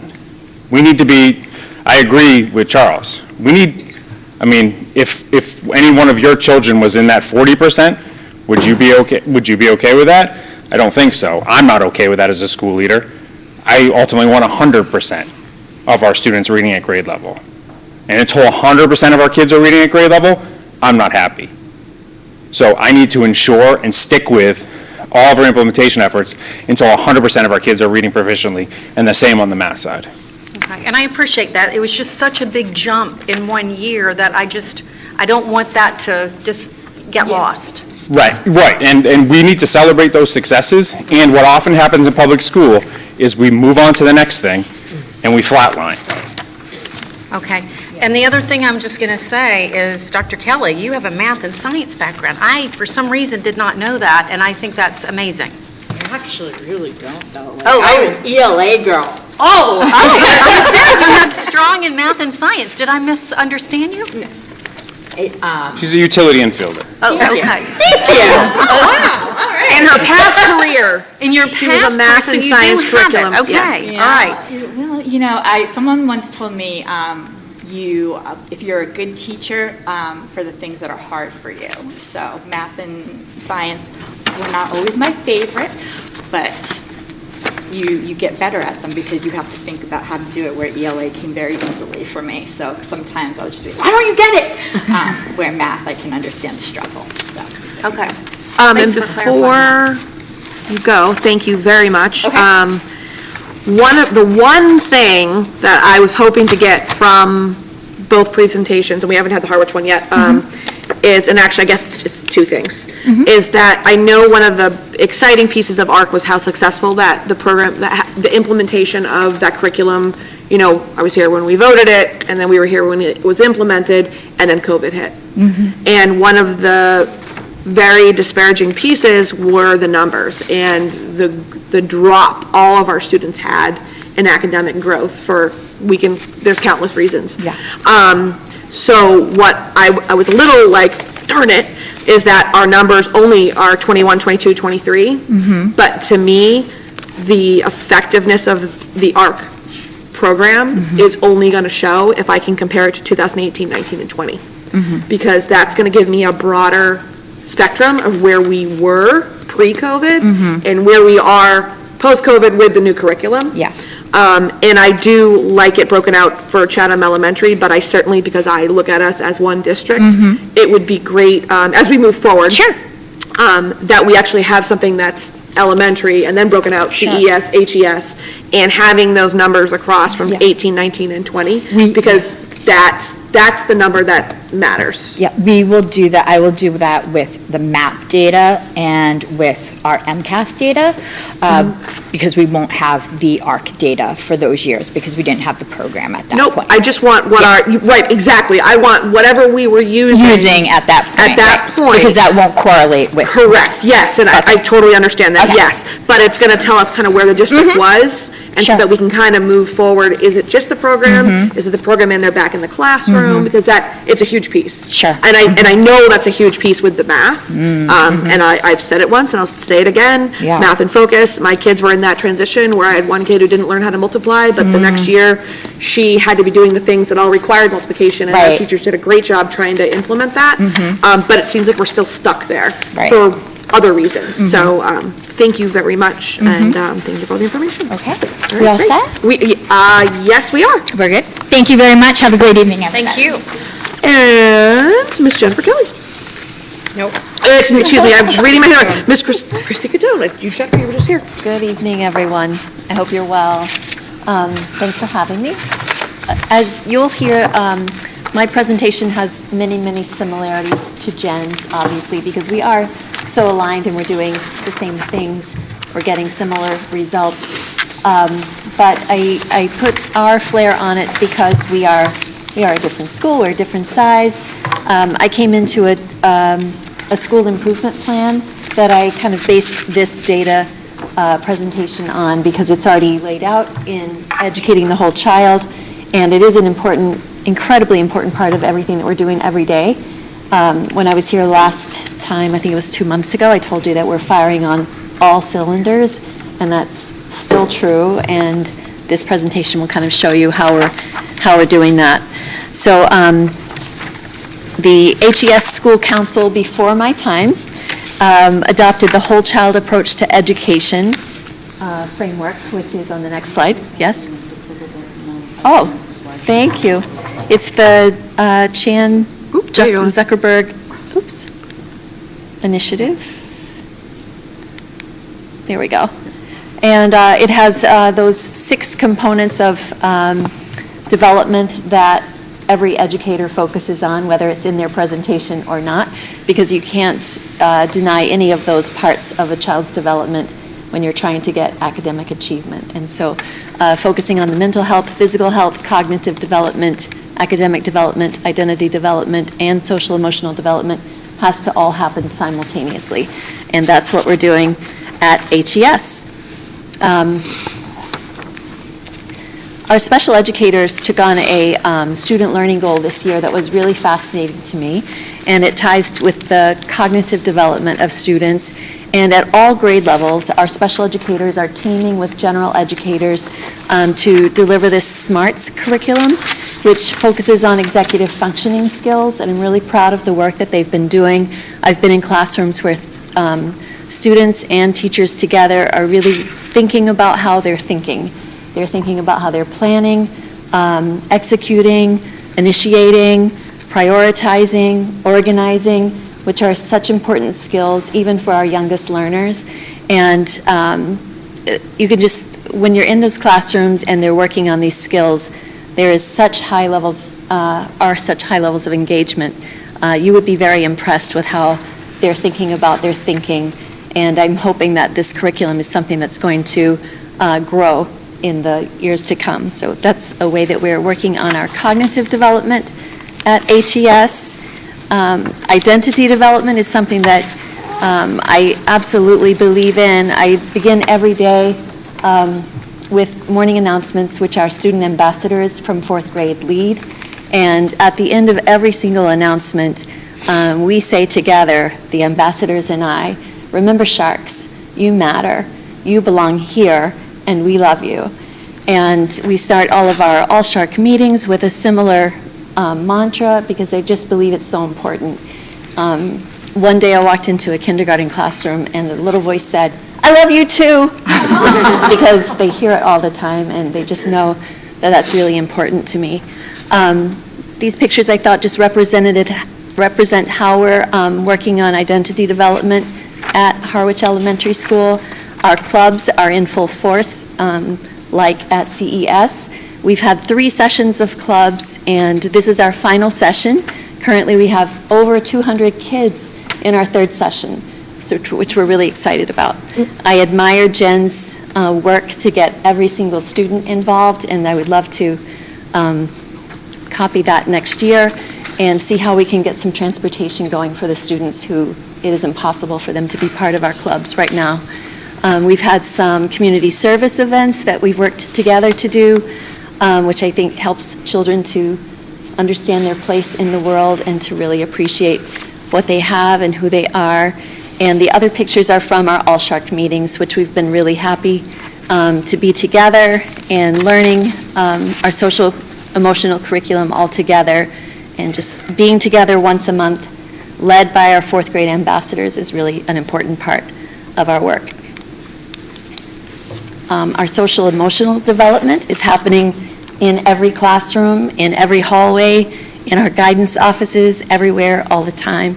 We use the zones of regulation for students to learn to identify how they are in the zones, whether they're in the blue, green, yellow, or red, and then we teach strategies for how they will get back to the green zone where they can do their optimal learning if they're not in that zone.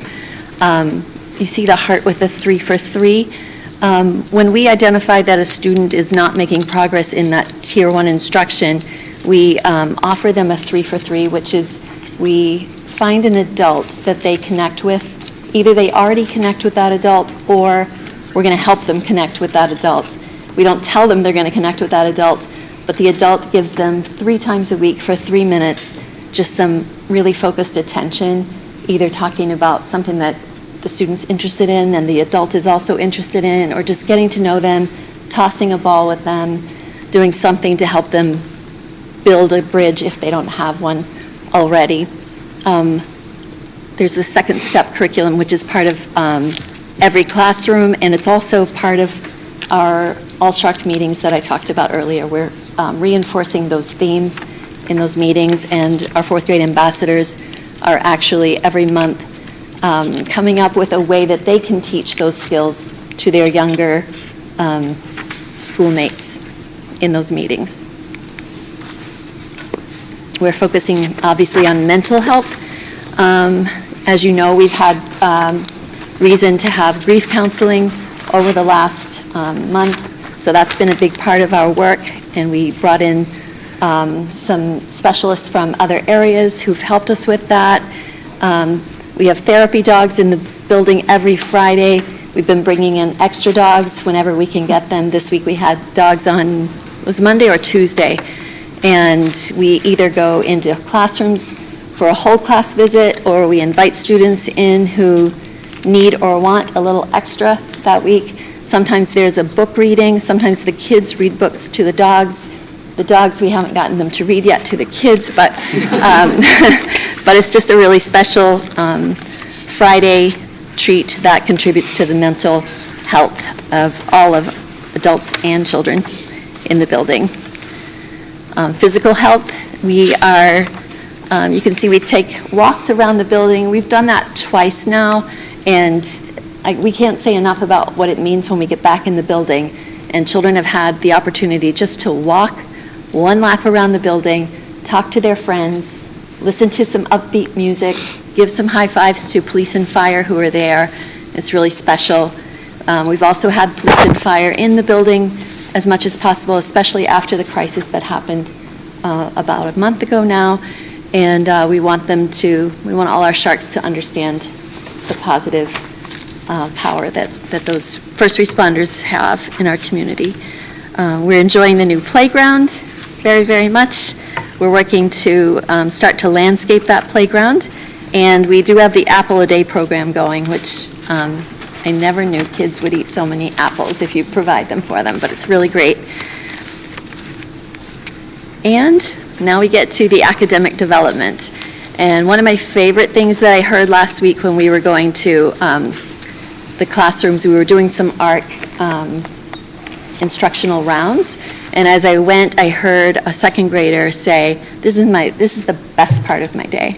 And it was a time when students were reading silently, like in that bottom center picture, and the teacher was in the top right picture in the back at a table working with, as you can see, 3 students.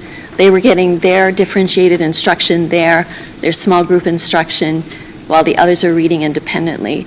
And across the school, children have really built reading stamina, and they are able to read for increasingly long periods of time so that the teachers can do the work that they need to do with small groups. You can see some math work going on in the bottom right. Lots of good things happening. Again, we're using the ARC program, Math in Focus. We're using some low floor, high ceiling math tasks that tie into the work that Jen's talking about with the math, guided math practice that we're moving toward next year. There's already a lot of that going on, but it is in pockets in the building, and we do want to, globalize that and get it going everywhere. There's some great enrichment work going on also in our academic development. There's math enrichment offered for children during the school day and also an after-school activity that's going on, which is really exciting.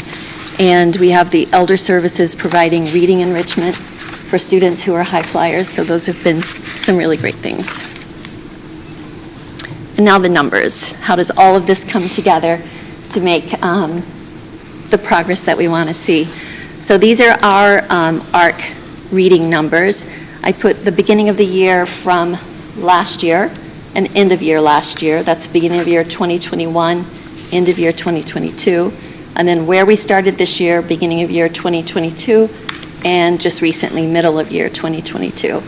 So you can see that our proficient or above percentages are gradually going up. There's quite a big bump at this middle of the year at 69%, which is really, really exciting.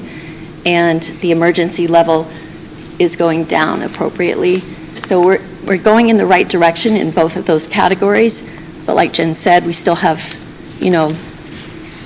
too big of a percentage that are not meeting expectations. So we definitely want to keep focused on that. And I agree with what Mark said, that, when we begin to work on the math next year, we really want to be sure that we're continuing to support ARC so that we don't lose the momentum, we don't drop off anyone as we make that switch to a focus on math. This is I'm sorry that the top of it gets cut off here.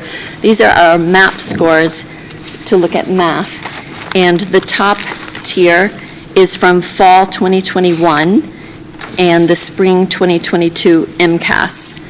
And like Jen pointed out to you, the bolded number to the right of each number is the MCAS score. So the correlation is pretty strong that if you look at the class of 2031, which is our current 4th graders, they were not meeting, that's the first column, and I'm sorry you can't see that's okay, I'm okay, thank you. They were not meeting at 3.5% in the fall of 2021, and their MCAS scores came in at 13%, not meeting expectations. So you can look across that row and see that they really are pretty well correlated. And so if we look down at what we can expect this year, our class of 2020, let's see, the class of 2032, which are our current 3rd graders, they were at 57.5% meeting is predicted for this year,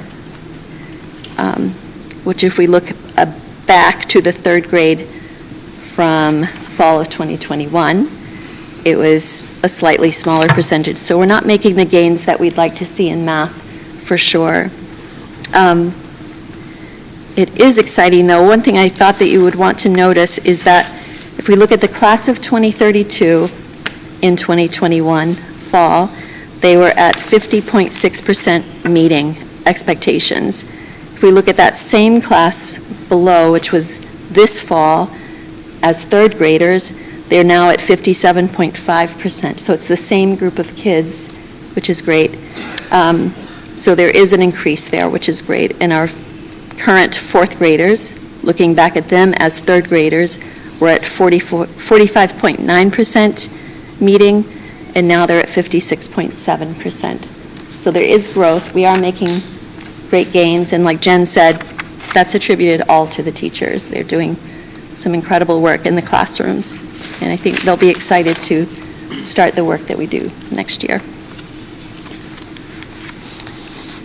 And the final slide is MTSS at Harwich Elementary School. Like Jen, we meet in our data meetings. We meet with the data team, which are the interventionists, on a monthly basis to talk about the interventions that they're providing for students and to hear how those are going and to keep a close eye on that. And then we have quarterly, or about every 8 to 10 weeks, with classroom teachers, interventionists, guidance, special educators, getting the whole group together to really look at every single student and to think about them globally. We want to look at their academics. We're listening to how they're getting along with their peers, and our guidance team is there, and we're ready to put some new interventions in place if we're noticing that anyone is slipping in a certain area. It takes us about 2 days to get through all of our students, and I'm sure we can't go into quite the depth that they can go in at Chatham, but I also feel very proud of the work that we're doing, that we're sitting down regularly to think about every single student at Harwich Elementary School. Our interventions are delivered 4 to 5 times per week in groups of about 4 for 30 minutes. The numbers on the side are the number of students who are being served this year, and they're not necessarily served all year, but there's 77 students who have been served in reading. Some of them graduate out, which is great. They start to make the progress that we'd like to see, and we move them out of intervention so we can move someone else in. But those are the numbers who have been served throughout this year in each of those 3 areas. And that is it. So I would be happy to take any questions as well. Thank you very much. Can I just ask, I'm just going to start off, actually. Yes. How many math interventionists do you have at Harwich Elementary? We have 3. You have 3? Okay. Yes.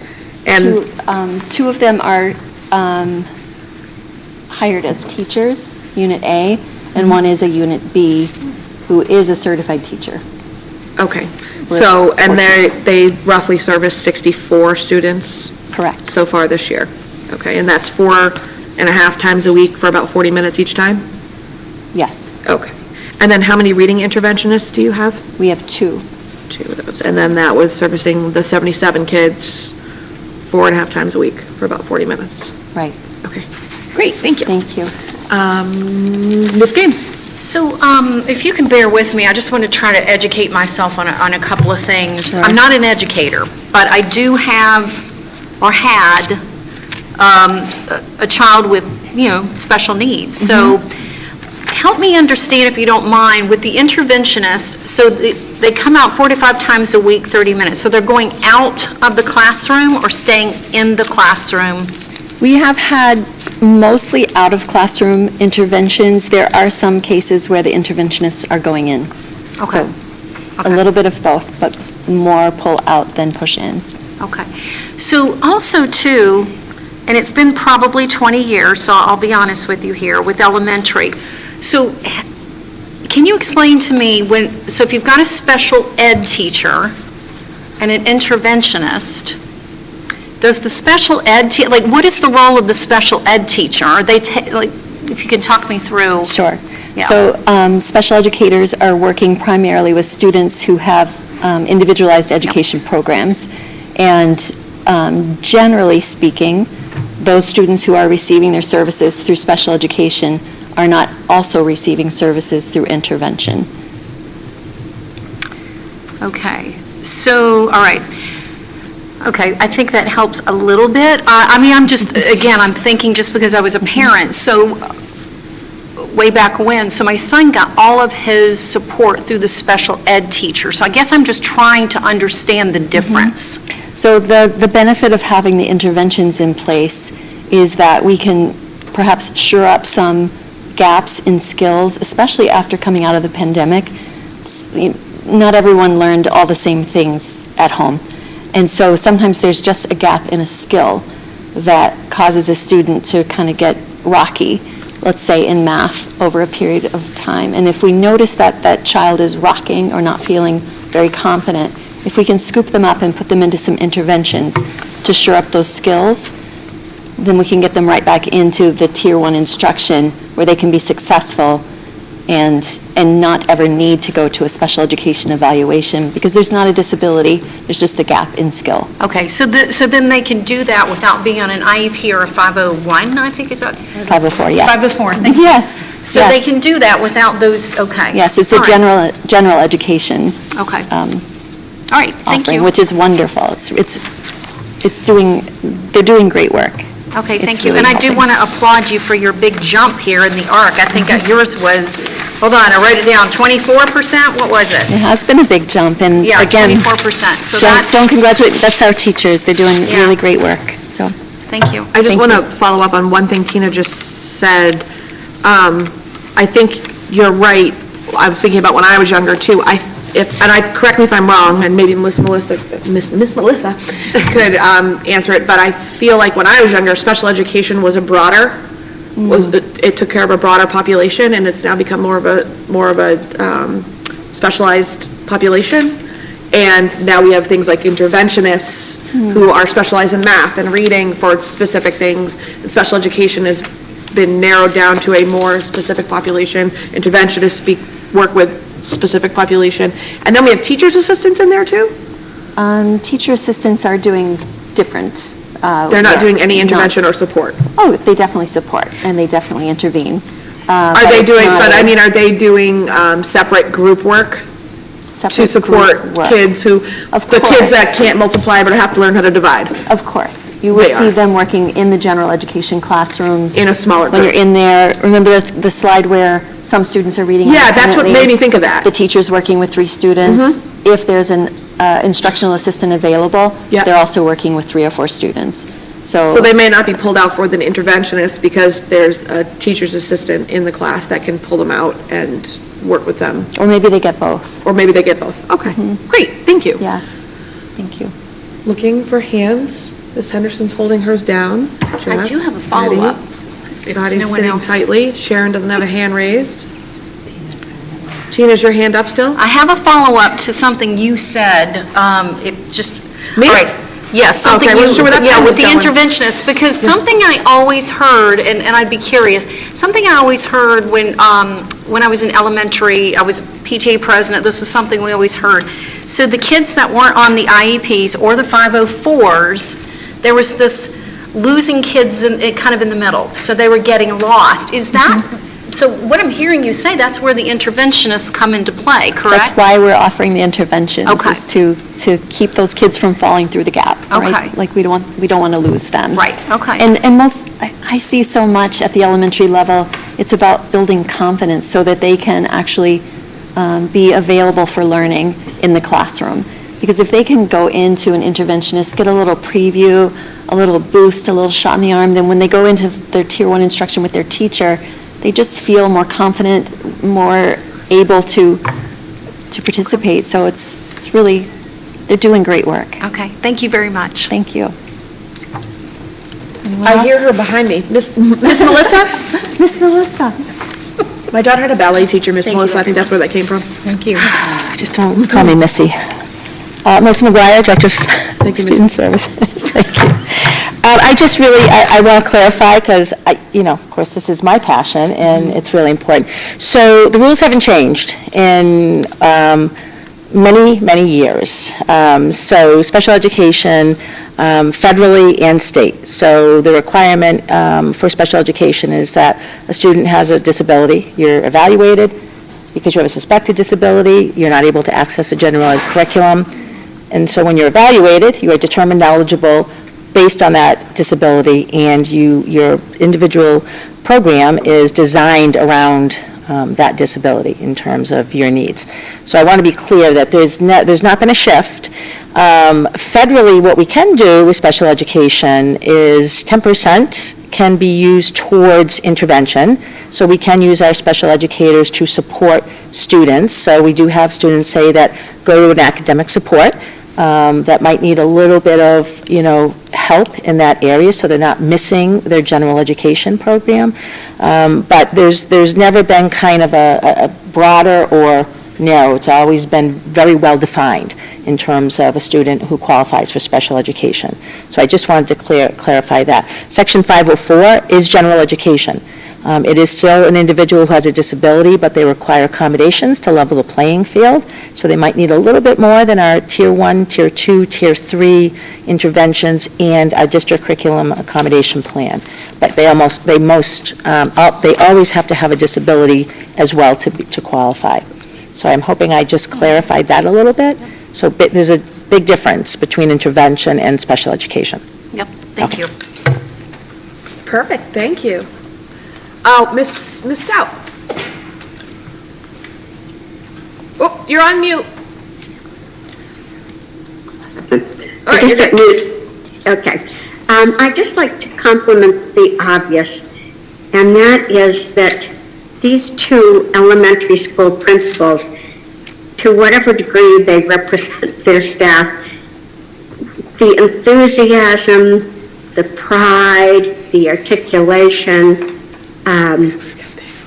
it is just lovely. And of course, it's very exciting to hear about the wonderful progress, especially in the language arts. But thank you for all your caring. Thank you, Sharon. All right, are there any other questions for our presentation? All right. Moving on to the FY24 budget discussion. We're going to have a presentation by Michael McMillan, Dr. Carpenter, and it looks like Mark as well. The trifecta. It's the trifecta. Before we start, I wanted to go over a quick timeline so everybody had all the correct information. Hopefully I have it correct. As far as the budget goes, we had a meeting on the first finance subcommittee meeting was December 13th to review the draft budget in the subcommittee, and then that was brought to the full committee January 12th for its first reading. We did have an executive session at that meeting to discuss, I believe, the coordinator positions in the budget. On January 26th was our next meeting where we voted on the draft budget. And then, January 19th, we had our budget workshop. And then January 26th, we had voted on the draft budget that was proposed on January 12th and then brought to our budget workshop on the 19th. And then on February 2nd, we had our public budget hearing, which was before our regular session. Then we had our regular session, and we didn't have any budget updates at that point. We were waiting on the health insurance, Chapter 70, all the numbers, so nothing had changed in the budget at that time.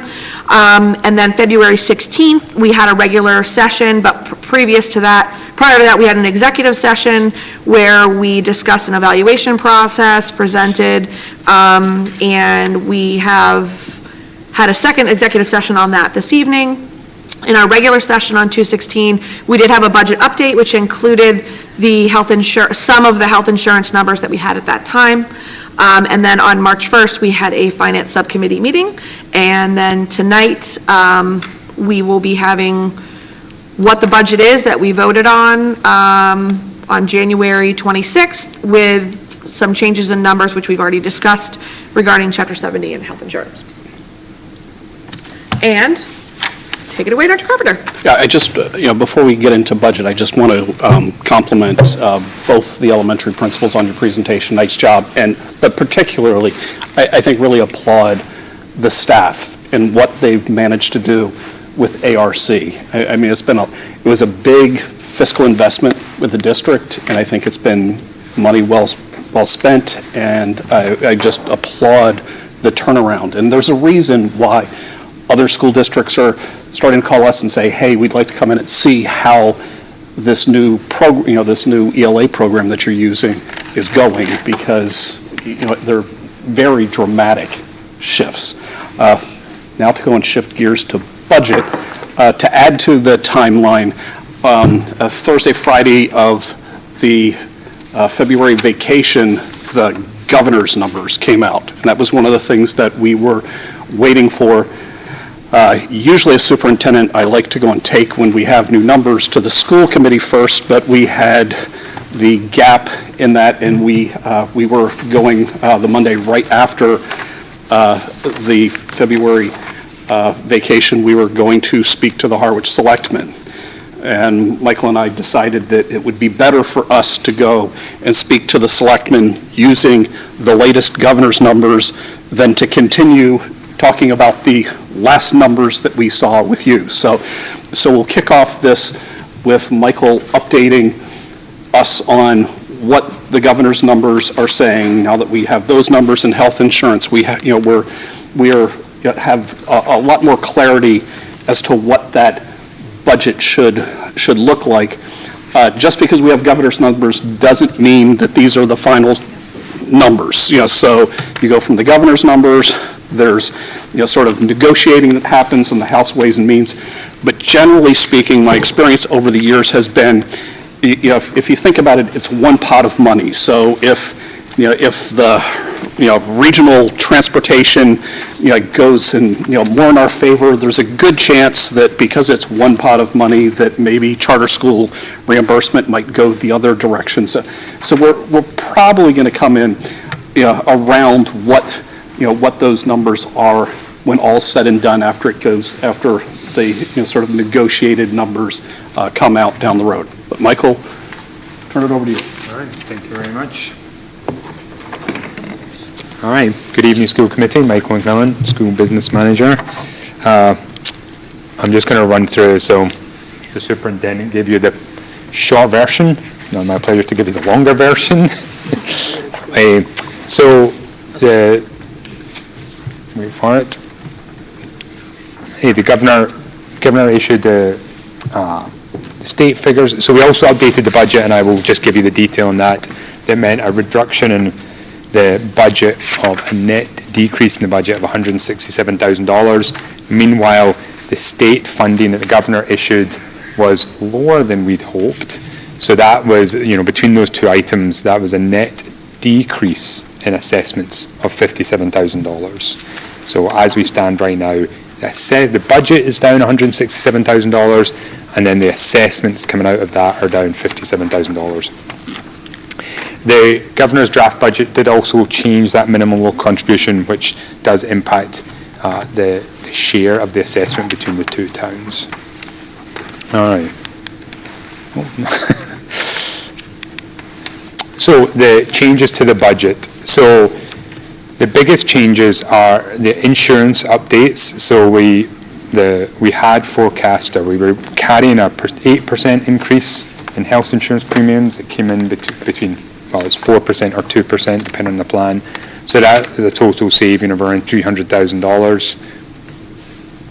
On the other side of things, transportation costs, as we work through them with the collaborative, our transportation costs are up $167,000. So overall, our transportation costs are up almost 16%, which is a big jump, and that's really driven by increases in staff salaries and also bus driver salaries and the cost of fuel and the cost of runs as well. So the amount of time on those runs. So not only is the hourly rate going up, but the hours has gone up as well. So I also took the opportunity to do some updates to the staffing figures. So the net impact of that is a reduction of $15,000. We had some staffing turnover. Really, that's a couple of 2 or 3 retirements that we've been notified of. And so when we make an assumption about that, when somebody who retires, who's near the top of the pay scale, when we hire them, we make an assumption based on the average of new hires, which is closer to the middle of the pay scale, and that nets as a saving. So that's where that $50,000 comes from. We also have, the district has secured a grant to help pay for a lead nurse position. However, it's just shy of the total cost required, so we have added $7,000 from the budget. Column changes, that's when staff increase their qualifications, and that allows them to move columns on the pay scale. So that's cost us $7,000, the ones we've been we're now aware of now. And as well as that, we've added some funding here for administrators who have doctorate degrees, much like you get in the teacher contract right now. This would be $5,000 per person. Clarifying question. Yes, Ms. Games. So the 167,584, is this, so Oh, it's, sorry, yeah. has this, because you met with Harwich recently, Yep. has this happened between that meeting with Harwich Yes. today? Yeah. So it's it gets- dropped 167 since you met we with Harwich? presented, yes. Okay, thank you. So yeah, it gets complicated depending on which one you're compared to, because we've now got, Okay. you guys saw one number, Chatham saw the same number, but then Harwich saw a different number. And now this is the third one. Oh, so also, sorry, I also took this opportunity, there was a few kind of smaller one-off items that had been listed in the budget priorities. That's, I mean, the kiln and the culinary arts increase, $7,000, plus the flexible seating for classrooms. So took the opportunity to add them into the budget. All right, so this was the impact of the state changes. So our Chapter 70 was down $100,000, which was partly to do with the calculation of our foundation enrollment. So that was a bit disappointing. Slight increase in charter school number, and in-year transportation is also down. So that was a net decrease in $110,000. Then the minimum local contribution, so I won't go into all the detail about this, but the way our assessments work is the first thing that's assessed each town is their minimum local contribution as set by the state, and then everything above that is set using our complicated formula. The way it all breaks out is generally the chunk that is made up by the minimum local contribution has a higher split paid by Harwich than the part that we calculate. So that means that the more that's in that first part, the more goes to is assessed to Harwich. So because these numbers went up so much, they went up some $700,000 compared to our draft. That put $700,000. I mean, it's the same pot, but a bigger portion of it was being calculated by the state, and they have a less favourable percentage for Harwich than in the latter part of the assessment. So it's not huge. It doesn't, although that's 507, that's not what the impact on the assessment was. It's hard to calculate exactly, but it was more like around, $30,000 to $40,000 impact on the assessment overall. But still shifted a little bit more towards Harwich. All right. So that's my part. I'll hand over to the soup for now. Don't worry, I'll be back.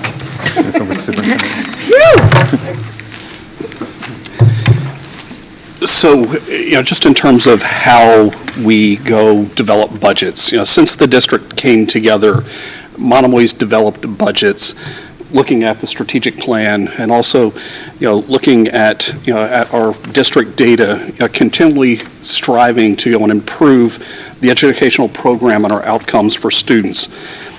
A decade ago, when I started as superintendent, I put my stake in the ground with the first budget and said, okay, let's start budgeting and make sure that we budget class sizes that are small and supportive. We have budgeted around class sizes at the elementary level of 18 plus or minus 1 students, averaged out over all of the classrooms in the building, and 19 plus or minus 2. And I think those are class sizes that I think many districts would be envious of. But that's that has been what we've consistently come back to and used as our guidelines. So that means that sometimes there are cohorts in buildings that are slightly above it. For instance, I believe it's second grade at Chatham Elementary has, is it 20 children? 20 in second and in both of our third grade. Right. So, so there are some classrooms that are slightly above it, but there are some at Chatham Elementary that are slightly below, and we averaged out over the building. We fall in this very supportive student-teacher ratios. The other thing that is really important for us is that our planning is really forward-thinking. While Michael will be talking or has been talking about FY24 budget numbers, Michael, Mark, and I and the team have been talking about FY25 and beyond for months now. It's like we're already into that to that next budget cycle, and we need to do that when we start to think about staffing. when we're thinking about facilities, when we're thinking about how to handle grants like the ESSER grant. What do you do when it's over? We also can never lose sight when developing budgets about what the fiscal wherewithal of our two towns are.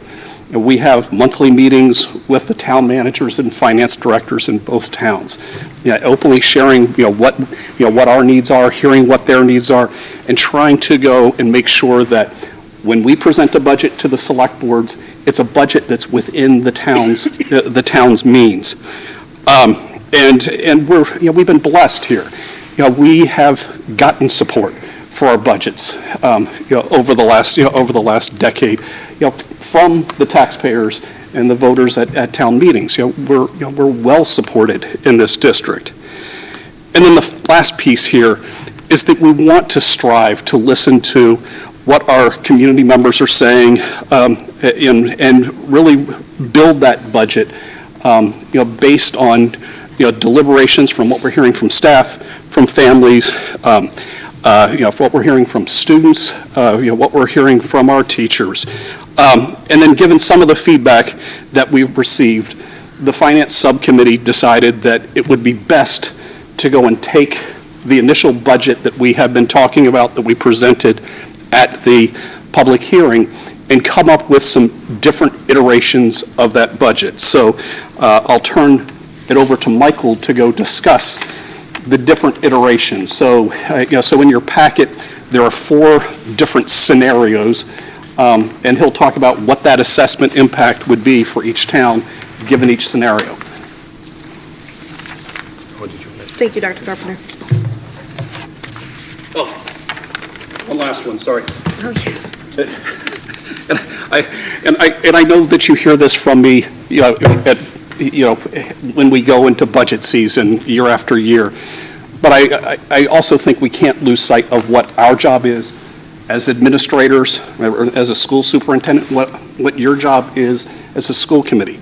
At the end of the day, our jobs are to come up with the best educational program possible while also being good stewards of taxpayer dollars. And there's a ton of things that could go into a budget that might incrementally improve the program.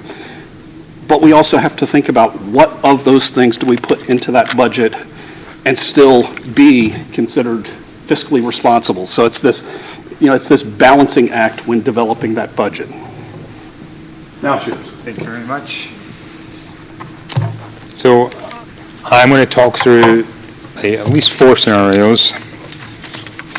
So this first scenario is basically we just took the budget with those changes we discussed earlier on and applied the new state funding numbers, and this breaks out a budget. Our overall budget would be an increase of 3.16%, and Harwich's assessment, these are compared to FY23, so Harwich's assessment would be an increase of just over $1 million at 3.8%, and a Harwich's assessment would be just shy of 1%. Clarifying question. Ms. Games. So on February 27th, you were in front of the Harwich Select Board. Is this what they saw? No, so they saw a budget, so they basically saw the original budget, that's $167,000 more, but with the state numbers. Okay, which but reduced it. what was the percentage? Wasn't it was like 3.8? 4.3. It was 4? 4.2, I think. 4.2. Are you sure? Yeah, because it was $167,000 more, and the budget was $167,000 more, and Harwich's share of that is about 3/4, so it was $150,000 more for Harwich, which is about, about that much. Okay. Thank Pardon? you. I'm very quiet. Oh, my apologies. All right. It's live in the chat. Any more questions on scenario 1? All right. So, I mean, as we know, so the next decision really for the school committee is, do you want to make any additions to the budget or changes to the budget before the budget and assessments are finalized? So I've included here the list of all the priorities which we've been discussing for some time now, but those under the green headings are the ones that are funded in that budget scenario 1. And then, sort of from that red line down are the items which were on our list as as, identified once, but had not been included in the budget. So at HES, that's additional special education teacher and an additional math teacher interventionist. Then at the high school, replacing some of the furniture around here that you see, and at Chatham Elementary School, that was an additional interventionist teaching position and increasing admin assistant support. So I just went through those because over the next few slides, in the number of different scenarios, is kind of different configurations of those items. All right, so scenario 2 is essentially that the Chatham, the items that are previously unfunded, currently unfunded in budget scenario 1 for Chatham Elementary School, that's the interventionist and the additional admin support, have been included in scenario 1. So what that does is that increases the overall budget and increases Chatham's assessment, but does not impact Harwich's assessment. So you'll see, the line for Harwich's assessment in this scenario is the same as under scenario 1. So I'm sure we're going to get into a lot of this discussion once we're finished. But so they're being included right now because, the feeling is Chatham can afford it. And I think that causes a lot of concern around equity and what's the right thing for the district, as opposed to what's the right thing for individual, as opposed to just doing it because the funds are available.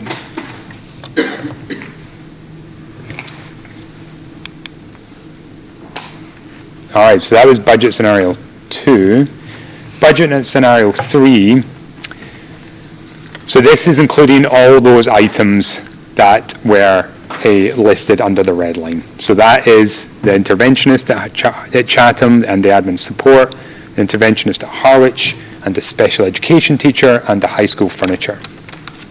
So this just increases all the numbers. So this increases the budget number, it increases Chatham's assessment, and it increases Harwich's assessment. So now where budget increases 3.84%, but Harwich's assessment is almost 4.5%. So that's more even than we presented to them at the last presentation. And Chatham's assessment would now be over $200,000 and more than 2% increase. So this is definitely, so talking about when the superintendent talks about the balance, this definitely raises concerns about the fiscal side of that balance, because we'd be going back to both towns with higher assessments than we previously presented.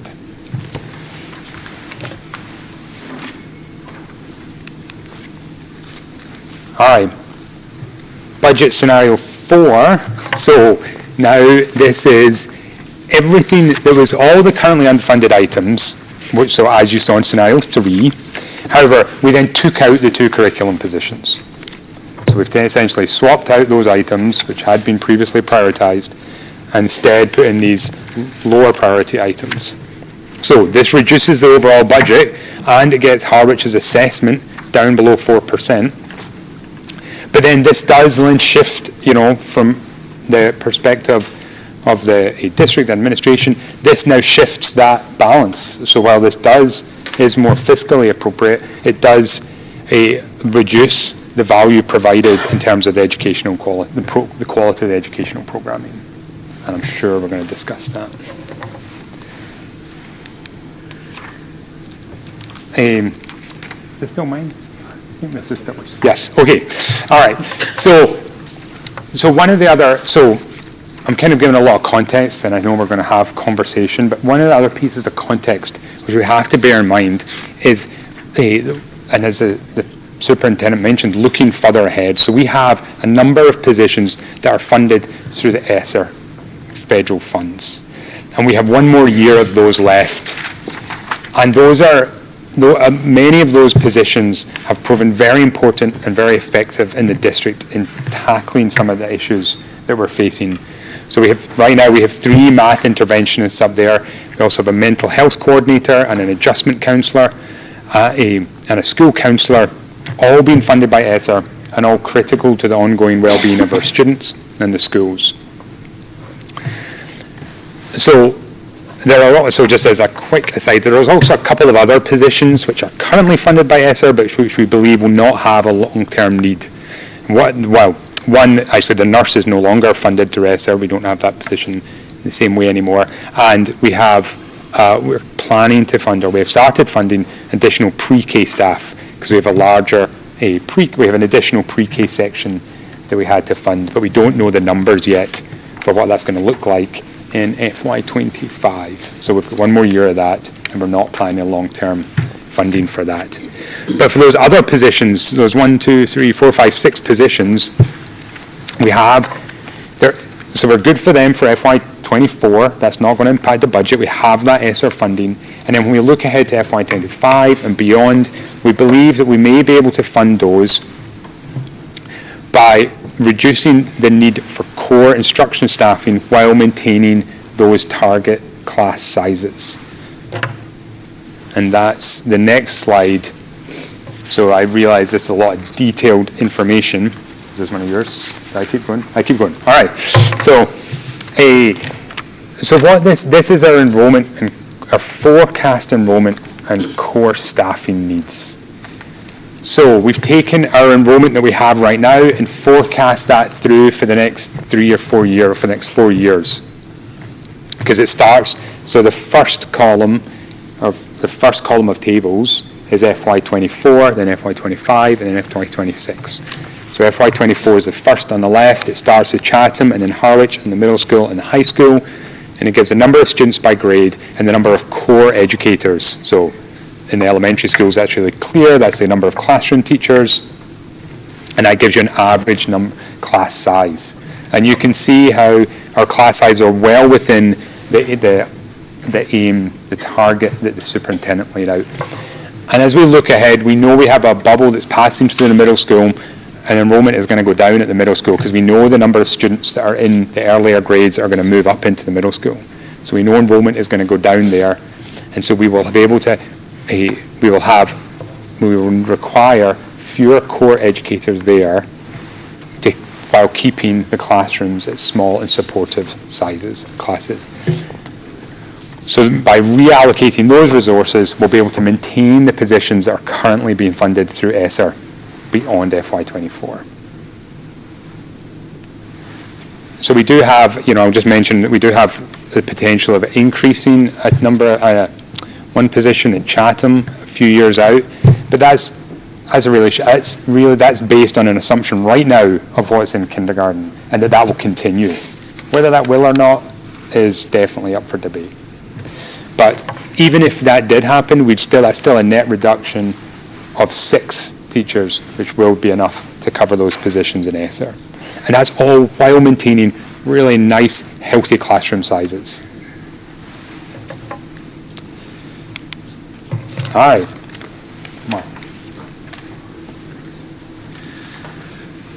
The only thing that I'll add to what Michael said is this is also, all the ESSER positions will have to do a complete analysis of the positions 6 to, well, really more like 10 to 12 months from now to determine they're all needs-based positions. So we'll have to determine and do a needs assessment at that time to determine if the needs are still present. We've increased, which I want to talk about in a minute, we've increased intervention needs specifically. There's a couple specific needs that we increased to meet academic losses that we saw.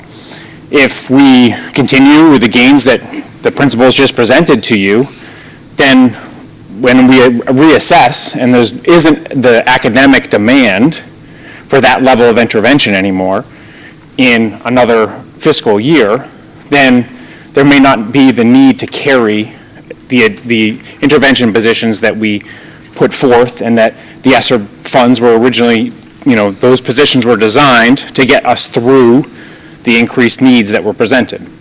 So it'll be a full cast analysis. We want to be clear too that we're not determining decisions today for FY25. It will be a full analysis of need at that time, but there are multiple ways to get there. So we also recognize that we're educators and sometimes we use jargon and that not everybody understands our jargon. So, and it actually came up in an earlier conversation. So just to sort of give a high level conversation, when we talk about and sort of justify a little bit why we think that there should be a focus on these curriculum positions, I want to talk a little bit about this idea of tiered instruction. So because we've come up here and talked a lot about the need to focus on Tier 1 instruction, but I haven't really talked about what that is. So when we talk about tiered instruction, Tier 1 instruction is the instruction that every kid gets every day. So when a kid sits down in a classroom with a general educator, whether it's sitting down in a math class or sitting down with an elementary classroom teacher's class and gets a reading lesson or a math lesson, just that everyday instruction that happens every day in every classroom, that's Tier 1 instruction. Right, so and it's a jargony term we use, but that's what we mean. That's Tier 1 instruction. And Tier 1 instruction, when done well, should work for 80 to 85% of your kids. So I want you to hold on to that number, 80 to 85%. Then your Tier 2 interventions should be, for capturing, should be general ed, to go back to that earlier conversation. It should be capturing about 10 to 15% of your kids should need some level of extra support. And it's really about intensity of need, meaning that kids need some more intense instruction. I think it was Dr. Coutone talked about, X number of days a week for a certain amount of time in a smaller group. Focused on a specific skill to help get that kid back up to grade level and back into Tier 1 intervention. It's about accelerating learning and getting them back into Tier 1. And then Tier 3 interventions are just about more intensity. So, and it's again, now you're down to about 5% of your students that should need Tier 3 intervention. That's how the numbers should play out. So again, sort of keep those numbers in your head. Am I going? Yeah. So I could have pulled any bits of data, but here's some MCAS data, and to go back to the chair's question. So here's 5 years, or well, it's actually 6 years because there's no MCAS data in 2020. But so going back to 2017, this is aggregated grades 3 through 8. It's one of the ways the state gives us our MCAS data. But you can see going back to 2017, roughly 50% of our kids are meeting expectations for the state standard in ELA and math. So that's half the kids. That's not 80 or 85% that are finding success in ELA and math. We cannot intervene our way out of that. If you keep adding interventionists and keep sending, we could hire 30 more interventionists and send all those kids to intervention, and then you have two different schools. You have a group of kids that are going to regular classrooms, and you have a group of kids that are going to intervention. I don't think that's what we want in Monomoy. What we need is to support instruction in Tier 1 so that we get 85% of our kids, again, I always want to see that number at 100, 85% of our kids regularly meeting success inside the classroom so that they don't need intervention. This is high school level data, which shows 70% roughly of our students in ELA, again, not hitting 80%, not hitting 85%, and 50% of our students in mathematics, again, not finding success. The numbers don't go back as far at the high school level because they changed the test. They use the old legacy test going back before 2019, so it was like comparing apples and horseshoes with the data. But also different data, most recently, quarter 2 results from the high school between 8th and 9th graders, 277 of them, just as of a few days ago, 277 of them have D's and F's. Again, we can't intervene our way out of that problem. And I want to be clear, it's not that our teachers are not working hard. I work with them all the time. They're working their rear ends off. I have the quote over there, and I'm going to butcher it. But Maya Angelou says, and something to the effect of, and I apologize because I'm going to misquote you, do what you can until you know better. Something to that effect, right? And the world, what's that? Help, do you know it? I think it's we did then what we knew how to do, now we know better we do that. Okay, something to that effect, thank you. But the idea is that off the cuff. I should have brought my computer up here with me. But the idea is the world outside public education is changing at this breakneck pace. I was going to present to you today about technology and the evolutions of that, but the agenda was already getting a little long in the tooth. And research around the brain, around the science of reading, the science of learning, all these things are going on at breakneck pace. We need people who are dedicated to bringing that knowledge into the classroom and helping teachers apply that on a daily basis. The model that we operate inside public education was designed in the mid-1800s. It was designed for a system where the teachers at that time were low-status females with no training. And the term administrator comes from the fact that the male that was hired, the only responsibility that male had was just to administer the building. Since No Child Left Behind was put in place, and then the following Every Student Succeeds Act, the amount of responsibilities and the expectations inside public schools have gone through the roof. But the model, with one administrator overseeing an entire building of educators, has stayed exactly the same. That same model that was designed in the mid-1800s. We have to do something different if we want different results. Or we're going to continue to be the place where, as my colleague said, how'd you put it? Initiatives go to die. And then we'll just be looking for the next initiative. Because that's what happens. We put something in place, we don't have the proper supervision to ensure that it follows through all the way till the end, and then a few years later we wonder why we have these results, and then we move on to the next thing. I'm going to get off my soapbox.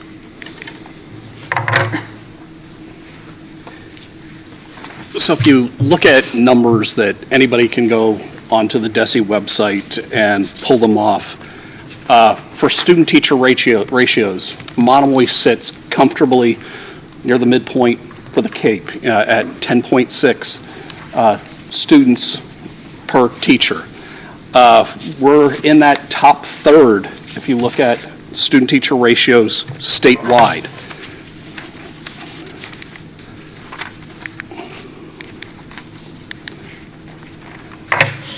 Where we fall short is when you look at Monomoy relative to other CAPE schools and what the administrative student ratio is. So this chart here shows the number of principals, assistant principals, and individuals that work with curriculum throughout the districts on the CAPE, and also a number of similar-sized districts off CAPE. You'll find at the top you have Falmouth that has 30 administrators that are doing some sort of work that the team here behind you does, and also at the curriculum level. You might say, well, yeah, how do they have 30? What's that model look like? That would be principals and assistant principals. There's a team, a small team of 3 at the district level that are district level curriculum people, and at the secondary level they have a fully released administrator for every single subject area: math, science, world language, English, social studies, wellness, and so on. So you have this range. You have that model, and then you have us. I mean, we are the lean machine. We were the lean administrative group when we came together as a district. And as Mark clearly pointed out, our data at both the elementary and secondary level shows that there's a need for more curriculum support. The request here is to move us not up to the Falmouth model, not even up to the DY or Nauset model, which has proportionally 50% more administrators than what we currently have. It's just to go and move us up with 2 additional. We'd still continue to be the leanest administrative team on the CAPE, but it at least goes and puts us in a position to help move that needle, to improve student outcomes. And I guess, this budget, what's behind it when we look at the curriculum pieces, we can either, look at it and say, okay, let's fund the curriculum roles and hopefully move that needle, or we can magically think that if we don't fund the curriculum roles, that something's going to happen, that that data is just going to change on its own. So we have at the end, put together the 4 scenarios with you. We've presented at our budget forum to both select boards. The budget that we presented is all based on that scenario 1 model that includes the two curriculum pieces. There's scenario 2 that has the district funding the Chatham wish list, which we felt it was at least important to be able to bring that to the table here and have that discussion on, is that something, a direction that the school committee wants to go. There's scenario 3 that funds all of the unfunded things on this slide that Michael shared with you. And scenario 4 just is what happens if you fund things but remove the 2 curriculum positions. But at the end of the day, it's this school committee's decision to go make. So I'll turn it over to you guys for discussion, questions. Great, thank you, Dr. Carpenter. Ms. Games? Yeah, I feel like I'm missing a page out of this book. So when you were in front of the Harwich Select Board on the 27th, can somebody give me a page? Like, what was the Harwich assessment? What was the percentage that you went in that night? Because nobody ever gave us that. And I wasn't there. I know Terry was there, but I wasn't there. I listened to it on my drive back to Boston. I don't even know. I thought it was 3.83, but you're telling me it was over 4? Yeah, so at the time, and what was part of the presentation is that we hadn't yet accounted for the health insurance savings that pulled it back down. So the governor, when the governor's numbers came out, part of my panic was it pushed us on the Harwich side over the 4% threshold. But we were still, part of it was we didn't want to go and make a decision on how to spend the health insurance savings. That's what we wanted to make sure we brought back to this board. That's fine. I just need the page. Because I listened to the conversation, and the agenda packet shows 3.83, the Harwich agenda packet. So I need to visually see what you showed them that night. Can you project it? And I don't know why that didn't come to at least the Harwich members, because I think that's important for us to know. And I'm surprised we don't know. I didn't know. Say it again? On their website or ours? Ours. Well, can somebody pull that up?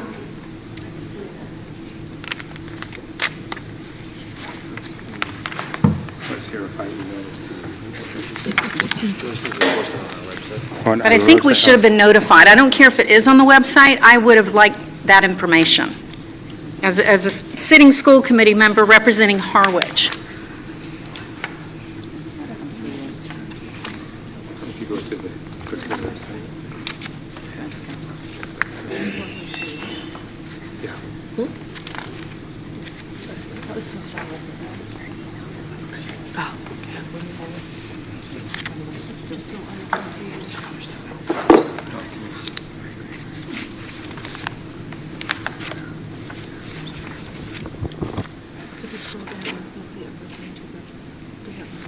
No, it's not.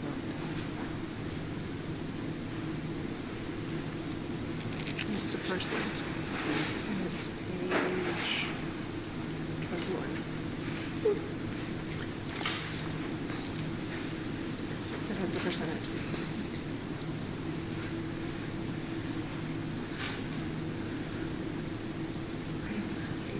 So 4.3 is what was in front of them. Yeah. 1.16 million. Okay. Thank you. And it was also discussed there that health insurance still, they knew that we had savings in health insurance and knew that the town had savings on health insurance. So they were expecting then, based on, listening to that, the health insurance, were they expecting, based on your understanding, that a drop in health insurance would apply to the assessment? Well, so what we presented was the slide very similar to what you'd seen at a previous school committee meeting where we said we would be updating the budget and assessments based on the state funding, based on the health insurance, finalizing state funding, the health insurance, final staffing figures, budget needs, and busing costs. So they knew there would be changes. I mean, it's always risky to promise anything, so we didn't promise what direction those changes would go in. And in past years, when the health insurance savings come in, that's where we can sometimes go back and look at what are some priorities that we still would like to fund. Much the same way that on the town side, they're seeing the health insurance savings. We both belong to Cape Cod Municipal Health Group. So, so now they're able to go back and say, okay, here's what we had been, here's the conservative estimate we had for health insurance. What is it now? Are you lowering the budget, or are you able to pick up things that you fund? Again, that's this group's decision. Okay, that's fine. And again, I was driving back from Boston, so all of this was audio for me, so I didn't see any of the slides, but it sounded to me, I didn't hear any resistance. I didn't hear sharpen your pencils. I didn't hear anything like that, so. That may have been the first time in 10 years that I hadn't heard the sharpen. Well, that's where I'm going with this. If you presented 4.3, I didn't hear any resistance. That's what I'm saying. Okay. All right, thank you for now. One point, being present but really listening to Tina specifically. I thought it was very cooperative listening meeting. They complimented both our leaders as they reviewed this budget. However, my listening sense was also they were not sitting satisfied with 4.3. None of them really said that. Michael made the allusion to E&D. The next time we visit, we'd like to see, he didn't even give a number, in my head I know what he was thinking of. So there wasn't, if that brings a little further confusion, that the number 4.3, and this is new to me tonight, the 4.3 was the one that we were defending. They neither decided, because it was the first meeting, to go at that, but there was an understanding in my mind that they were looking towards revisiting that later on, in which now this form gives us the first look at that, what that would look like if it wasn't 4.3. Thank you, Terry. I can't see Sharon, so I don't know if her hand's up or not, but usually if it is, she says something. Does anyone have any more questions for Ms. Rogers? Was it ever a consideration to do only one?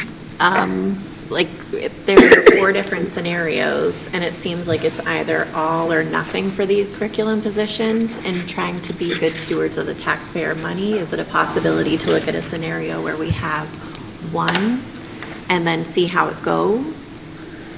Yeah, so not to be flip, but with 50% of the kids not being successful in math and ELA, I would just ask the committee where they wanted us to focus, math or ELA, because both places need the attention. So, and you're not going to get somebody at the secondary level who has specialty in both. So I see a need in both places, and we need attention in both places. So if we're going to go with one, we'd have to be saying we have to go in one area and not the other. So I don't really see it as a viable option. Well, to be honest, it seems clear in the presentations from the elementary schools that math is something that desperately needs attention right now. Yeah, so these are 6 through 12, so that I can be freed up to be more elementary focused, or 5 through 12 rather. So that's where I don't, so this isn't an elementary focused position, right? Right, no, I know.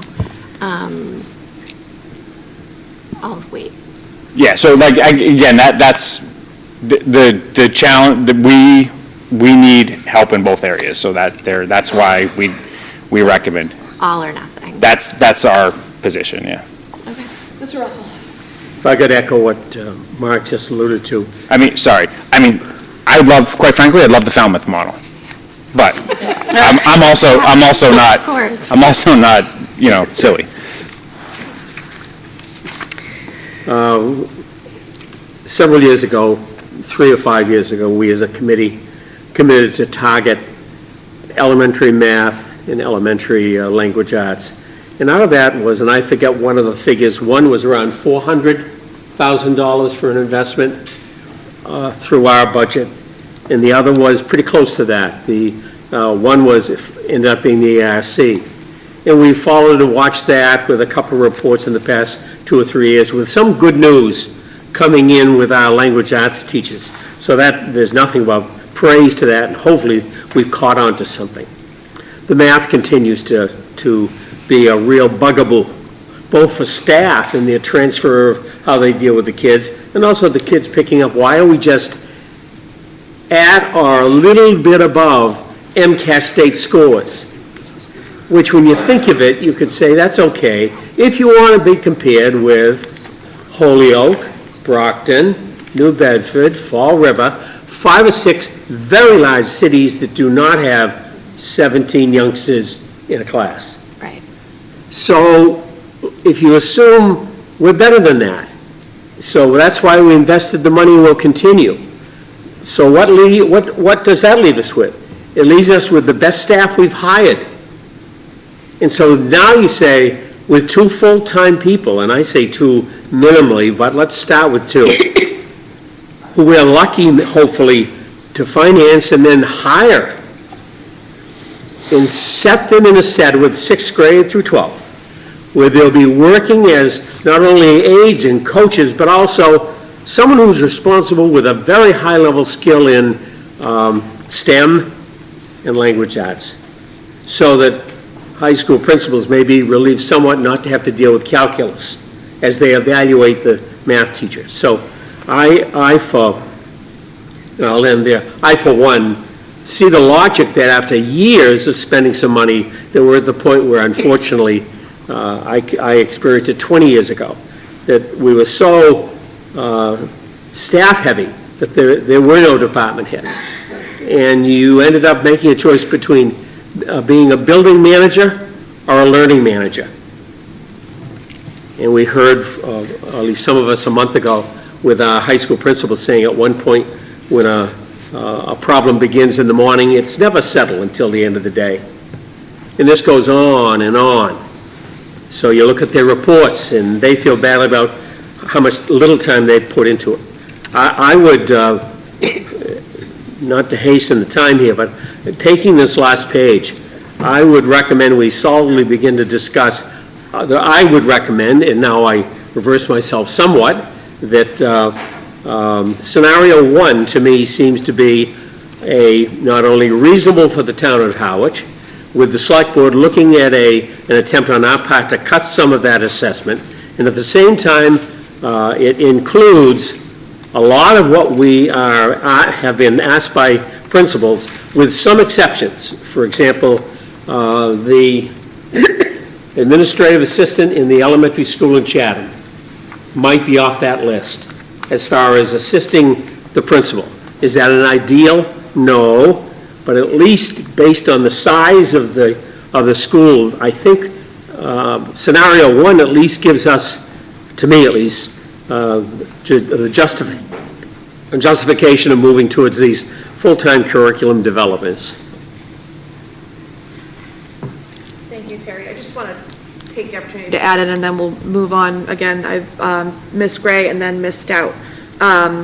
And then Ms. Henderson, I think your hand's up. I can never tell, you guys put them up with a pen, I don't know if it's up. I can't emphasize more than Mr. Russell has, but this whole school year, we've been hearing numbers, we've been talking COVID, we've been excited for the ARC report. I've been on the committee for 7 years. I was not on the committee when Math in Focus came on board, but I certainly hear about it every meeting from Mr. Russell and how excited he was about it. But I can tell you that the numbers don't reflect what was projected to happen when we took on the Math in Focus curriculum, so something's not working. Last year, we hired 5 interventionists, I think, total, and someone can quote me if I'm wrong, but somewhere around 5 interventionists, and, Rome wasn't built in a day, and I don't expect to see those numbers change, but it's not that we're not trying different models to see what works best.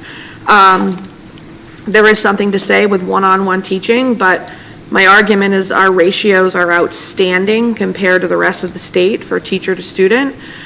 We do have the interventionists, we do have the special education, and I now look at ARC, and I remember being on the board when we voted for ARC and gulping at I think that was the $400,000 curriculum, and I was like, I don't understand, like, I've got this Math in Focus, which we're not getting numbers for, and now you want me to purchase this $400,000 ARC program, which I'm hearing wonderful things about, and yes, our numbers are climbing, but we still don't even know if those numbers are climbing based on the ARC program, or if it's just because the kids are coming out of COVID and they're getting 5 days a week education from our amazing teachers. There's no way to tell that yet. What I do know is that what we're working with right now, our recipe, is not giving us success, and our kids are struggling. And so I emphasize that when something doesn't work, you've got to take the leap and try something larger and big. And we've always been the district to lead in these scenarios, and actually this is one time we're not, because as you can see, all the other districts who have administrative support, and we don't have that, and we're not even looking to match where they are, we're just trying to try these 2 positions. And was one of my biggest things coming on this committee 7 years ago was curriculum, and it was equity between all of the schools, mainly the elementary school, because at the time my kids were in elementary school, so that was what was really important to me. And Mark came on board at that time, and I remember drilling him about, what are you going to do, like, what's your plan, because my biggest problem was that we've got one school doing this, we've got one school doing this, we've got teachers, kindergarten teachers over here teaching this curriculum, kindergarten teachers in Harwich teaching this curriculum. The kids are then going to 5th, 6th, and 7th grade with not the same base. And I had a very large issue with that, and I think so far we've been doing a good job purchasing the curriculums and streamlining that. But I feel like that's only half the battle. And I've also lost my train of thought. So I really support the first scenario budget, and I think that when we started learning about these positions, I just remember what it was. My concern was that, well, that's great, we have a 6 through 12, curriculum position, or we have 2 of them, right? One for ELA and one for math. Well, what about my elementary school? Because those are 2 separate schools. They're in 2 different towns. How do we get all those teachers on board? And by having the 2 versus the 1, which Jess was talking about, that frees up Mark to support the elementary school, which is kind of my wheelhouse of where I really think it's important. You've got 2 different geographical locations, 2 huge different groups of teachers, and that can focus Mark there, while the other 2 can focus on the ELA and the math, because one's not more important than the other.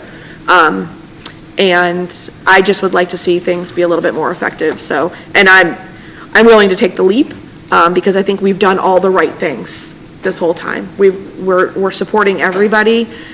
We're trying to bring in, we're bringing more interventionists in. We're trying to support the kids as best we can. So, that's what I got. I'm going to go, did I say Miss Gray? Thank you. And then Miss Stout. I echo almost every single thing you said. I've been here for 7 years, so I can't do that, but I agree 100%. And on the flip side, I think at the high school level, we need those people, those curriculum directors up there, because we have large numbers of kids who are not passing, and that concerns me a lot. So kind of tipping the scale of focus there a little bit about what these folks are going to do and who they're going to help. We got to get to these kids before they're graduating. It's critical for their success. And I might be in the minority on this one, so I think we're really we're not looking at the Chatham Elementary School admin assistant, I don't think deeply enough, to give Dr. Kelly her time back so she's not answering the door and answering the phone. I get that. She needs to focus on her job, and I would like to see a scenario. It looks like a very minor expense, quote unquote, to look at that and see if we can fit that in somewhere, because that ties into everything we're talking about right now, about giving the administrators their job back, letting them do what they're here to do and what we're paying them to do. So that's my tidbit. Thank you very much, Ms. Gray. Ms. Stout? Yes, there's so much to say. First of all, I guess I'll go back to, I have been on Monomoy School Committee since we started, and we've gotten some excellent presentations from Mark on MAP testing and MCAS testing, and I don't recall other years hearing any alarm about how the kids were doing. We were focusing on how what we were doing was really increasing the MAP scores, and the MAP scores were matching the MCAS progress, and I didn't hear any alarm. I didn't hear any of these kind of comments at that time. I would say that we all are hearing, we have been hearing, I think it really started before COVID, but it intensified so drastically during COVID. What the letter we received from the high school principal said today about the social, emotional, and behavior, and we hear in all of these meetings, that's happening. That is a problem. If the principals had behavior interventionalists, if they had more counselors to deal with some of those things, I think that would be a logical way to help some of that. But the big thing we're not hearing at all about is that we received 50 letters, at least 50, I didn't count them, from staff. So this whole theme is how overworked administrators are. And I'm not saying they're not. I do believe that. But I did some comparison on administrators like Nauset, who I was told from school committee members over there and looking on the website that they have less. The high school principal has two assistants. So I don't know who does all this evaluation for them, but you know, I would have a concern if anyone's overworked and tried to help them so that those problems are resolved. But we haven't said anything except the kids need help. That's our first concern of all of this. But we haven't really heard a lot about the teachers except this praise. And so this program that we're hearing about at Chatham and Harwich Elementary School has shown tremendous growth. And that is with some assistance of support of teaching the kids, the teachers, different things, no administrators involved. I don't want to say personally our administrators do less evaluations. I don't want that taken away for a third tier of administrators. I am not against having coaches. I can see that a math coach would probably be very beneficial. I think we're going to bite ourselves in the butt if we decide we need to help the administrators to the expressed concerns that we've heard from the teachers For them to get some coaching and helping, great. For them to get more administrators in to evaluate them, I just can't support that.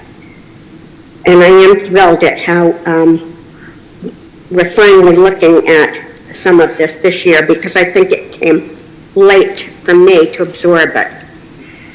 Thank you. Thank you, Sharon.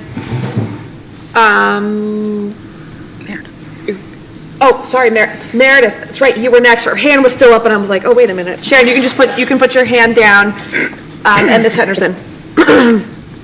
So I've been struggling with this because I am a current educator, and I know the grind, I know what's happening right now, because I'm in it. But I'm also a curriculum coach, so I'm really in kind of a strange place. But I would like to talk about the elephant in the room, and I'm guessing, I'm not really sure who would like to answer this question. But when I went back to the presentation about these curriculum directors, I pulled out the job description. And there are a lot of elements to this role besides the evaluation. And yes, Sharon's right.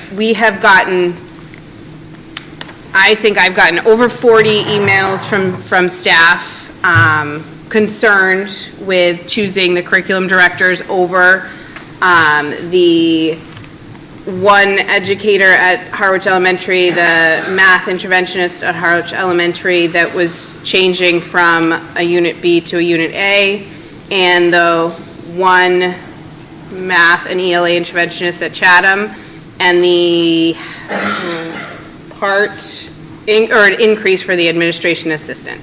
So that's what I'm hearing from the staff emails. We need those instead of. And if we had all the money, I would love to support it all. But my elephant in my head, I guess, is there are so many other things that this curriculum position would cover. The percentage of evaluations cannot be that high.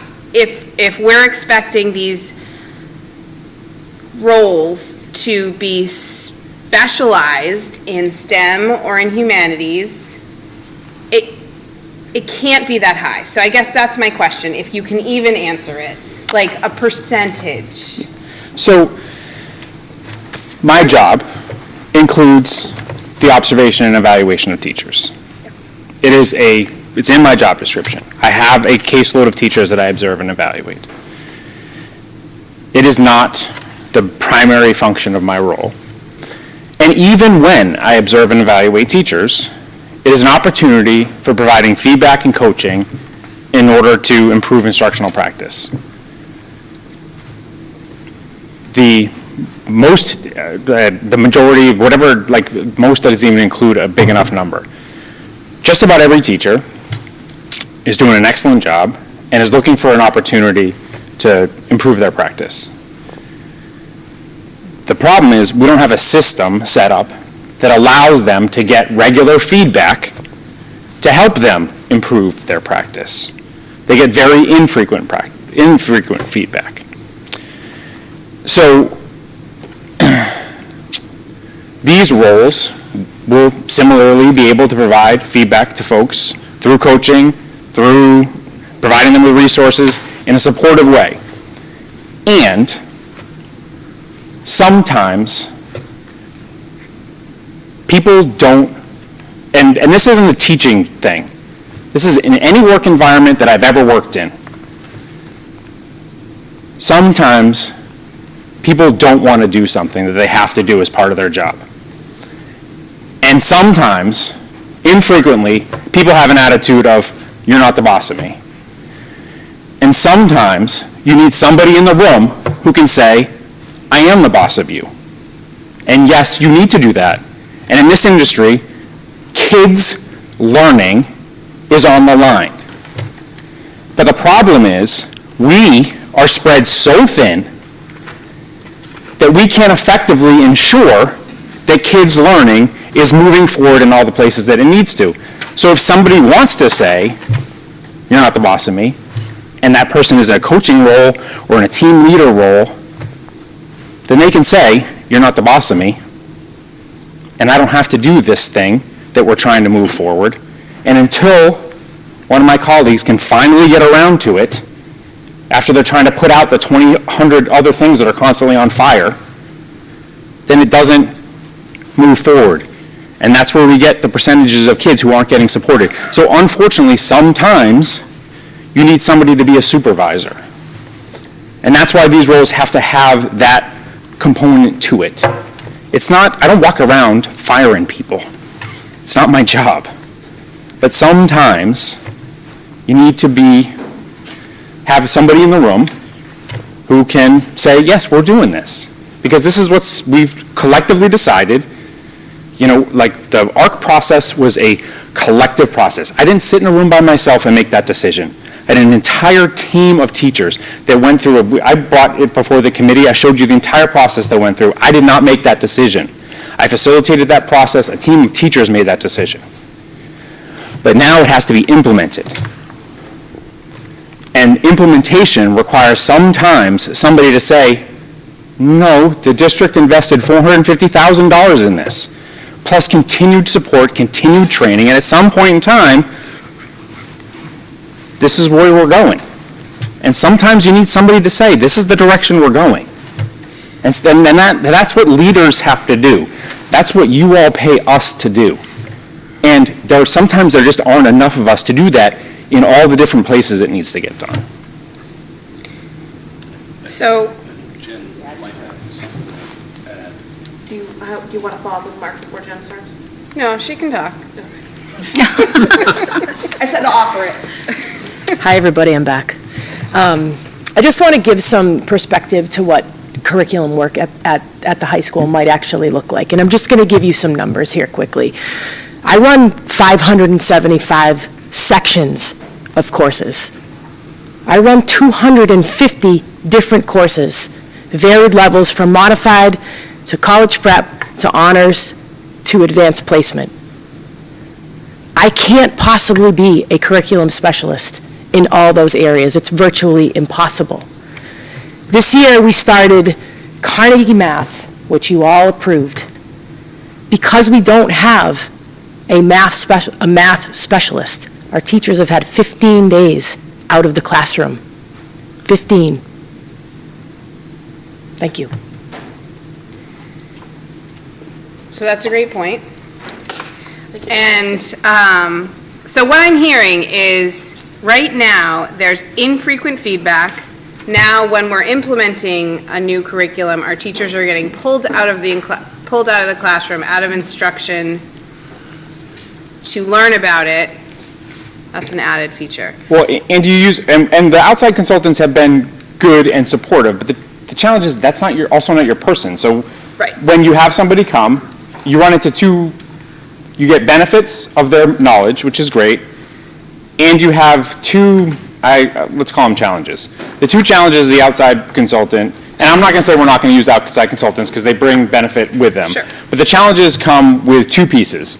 Jen and I were talking about this in relationship to math, and I've seen the same thing with ARC. The outside consultant, you get the gaps in between, right? So that person comes for the day that they're there, and then they're not there when you have that question, right, in between. So I got that learning on that day, and then now I'm actually trying that thing out, and that person isn't around when I have that question. And the push piece. When they see something going on that isn't in line with the instructional shift that's supposed to go with whatever the new learning piece is, and they can say, hey, you really should be doing it this way. This is what the research is saying, this is the best way to teach this thing. And the person is just saying no. So what I heard tonight was that the ARC program, bringing that with that coaching model, and then hopefully with continued support from you potentially in the elementary schools, there's great success with that because the teachers are getting the support they need. to implement that tier 1 instruction, because as you said earlier, that is our goal, that 80 to 85% of our kids need that tier 1 instruction when it's done well. And I think that what we did with ARC was done well, and it's still in the works, right?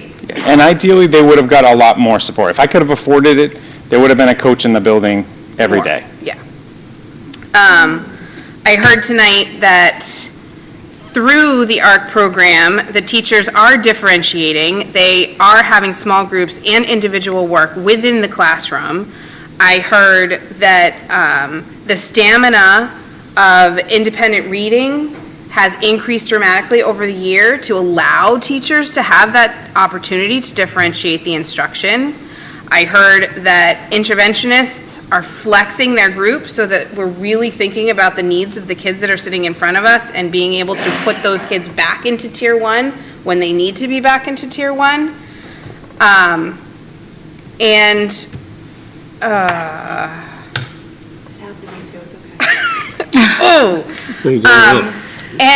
But then we look at the high school numbers, and as a parent of a freshman in high school, I heard the message loud and clear from my kids coming home about the percentage of D's and F's. And there isn't curriculum support up here. And then I think about, and I don't even know what presentation this was, it could have been the same one, but it was something. 145 teachers are new hires since 2017. And in between there was a pandemic, so there wasn't a lot of curriculum support for those teachers who could have been coming, newly out of college that need that support and that consistent push. And so, although there's always a need for another interventionist, and yes, if we add more special educators, the caseloads will go down. All of that is true. But as Jackie said earlier, we did add interventionists with using ESSER money in the last 2 years. And what I'm hearing you say, is we're going to do a needs assessment between now and the next budget cycle to see, do we need to keep those interventionists? Do we need to hire more special educators? Legally, if we have the caseloads, we have to hire them, right? We have to make sure that we're legally bound to implement the plans. But anyway, I think that another thing that Jackie said was that we have to try a different approach. I think that when we look at that graph where over the years we're kind of just stuck at 50%, I think it's time to shift and try it and use a different source of support for our teachers and our students. So I would support the curriculum. And like I said, I would love to support it all, but I think that we need to shift. Thank you, Ms. Henderson. And Ms. Stout did bring up, and then Ms. Games did bring up, we have been, we've been listening, we've been hearing, we've been meeting. I think we all can say we got 40 to 50 emails from teachers. I know I had personal conversations with teachers. I know I can count on my hands the number that were personalized emails versus just the form union email that was sent out. It doesn't mean that one's more important than the other, but it just means that people are thinking and listening. I know not everybody can be present at the meetings. This is not where you want to be on your Thursday night after you've taught all day or worked all day, but, and I understand that too. We're listening, and sometimes the school committee, in my opinion, has to function as a business.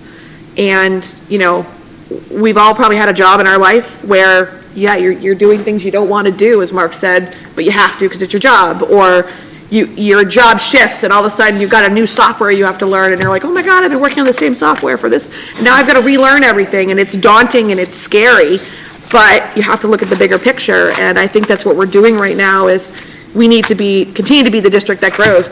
We've done nothing but grow since we regionalized. Since I've been on this committee, we've done nothing but grow and make bold moves and take risks. And I don't think that I could say that there's one thing that has failed, except for the growth of, and scores of our kids and their learning environments. And we need to do our due diligence and support and cultivate an environment, whether it's our curriculum, our teachers, our students. Those are all key things. And if we're not supporting those, I'm not quite sure what type of educational institution we're running. Mr. Russell. A couple of thoughts that reinforce that. All of us, most of us have kids and brought them through their schooling, and even some of us can remember when we went to school. Well, as I sat in a room with, say, 25 to 1 in a class, I remember, I don't have the right date, but it was either in 64 or 68 when Ed Reform Act, and then nationally it came in with a special education law, which if youngsters were going to be tested, they could actually be brought out of your classroom. And so your 25 became 24 or 23. And at sometimes Title I then invited themselves into our classes, and youngsters who needed help reading or even math would be sent out of the class, 2 or 3 at a time. Before you know it, as someone said here, we now have interventionists, and they have come to us a year ago through ISA money and maybe some of our own, and there's been some success. But if we continue down this route, and already through the benefit of Howard and Chatham taxpayers, we're at about 17 to 1. That means when kids are absent, one a day for a few days, the regular ed hardworking teacher might be facing 15 youngsters for the day, give or take. And the more we look at that as a solution, we better have a building plan, because we'll need more rooms. So that stretched itself out. And then as Sharon alluded to, the principals here, and we had a meeting 4 or 5 weeks ago with all the principals, and they shared with us all their bad news. Now, I've been around a long time here, and they've stomached it pretty well over 10 or 12 years. And yet, like anything else, if we ignore this, bad news has wings. And so we've been discussing this particular high school with 650 boys and girls and a staff, but then the elementary school and the population, behaviorally and in academic failures. And how did this not come to us earlier? Well, a little bit too late to get answers on that score. But through our budget, I believe, this most recent one that I'm looking at, we have the opportunity to bring 2 full-time staff, hopefully, skilled and searched for and brought in with science and math skills to be able to share with staff and in language arts and reading at the high school level, grade 6 through 12. That's a new step. Many schools on the Cape, starting in Bourne, have that model, in the hopes that the curriculum that's been developed can be coached and taught, and also, as Mark said, there's no doubt, because I think I started using the word coached. That's probably one element of a principle. But at some point, and as we had a conversation a few days ago, that all the years we've been involved in school here, how many staff have left us under duress? How many staff have been told, you've done these 12 things wrong for months and months, and therefore goodbye? I think the number is closer to 0 in my memory. So it's unfortunate we latch onto that. We're looking to see if we can fill a need now at the high school where the principal can sit with these 2 new people and begin to work out a way in which the kids who are failing in the next 2 or 3 years can be brought around, and at the same time, including working with staff. And I would imagine there's not a staff person here with or a while who wouldn't say, sure, on many occasions, I need help. I need help. So I too would recommend we give serious thought to scenario 1. Thank you, Mr. Russell. Madam Chair, can I go? Yeah. Or are you saying something else? No, you can go, Ms. Games. So I have a couple of questions. So, going in front of Harwich, it did not include anything on the unfunded list at all. Is that correct? Okay.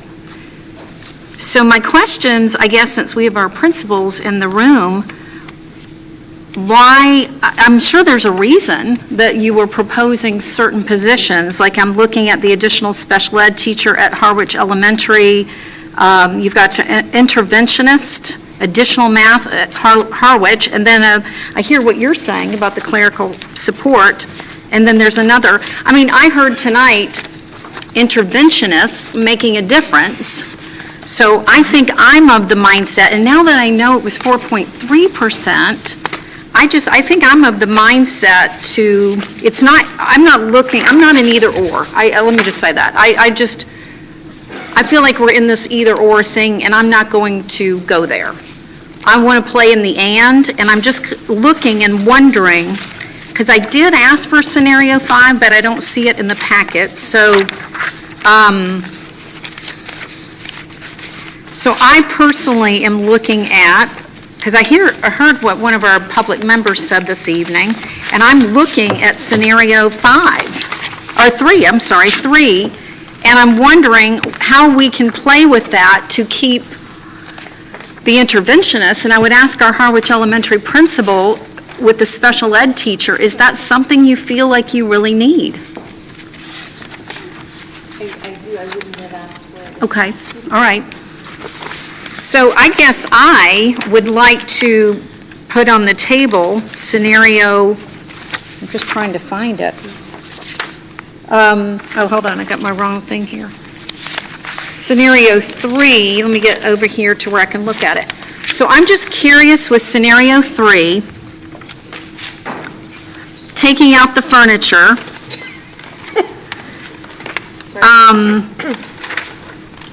I'm just curious what the numbers would look like, I guess, if you took out the furniture. And I'm also wondering, with the curriculum directors, is there a way that we can put both in there, but maybe, I don't know, is there a way to take the 2 curriculum directors, whether you put one in the budget and put one against E&D or something? I mean, I'm not opposed to the 2 curriculum directors, but I don't like the idea that we're either-oring here. I really don't like it. So the first thing I would say about either or is it's not either or because we have already invested a lot in interventionists. So we have done a lot of investment in interventionists through ESSER, and even prior to ESSER. I mean, I think we have in the region of 12 positions in the district providing some sort of intervention, both teachers and instructional assistants.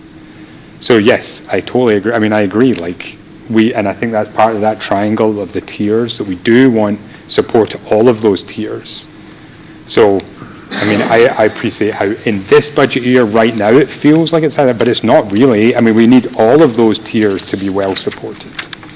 Yeah, it's really about root cause analysis. Are we going to address the symptom or are we going to address the cause? So we have kids in intervention, but why?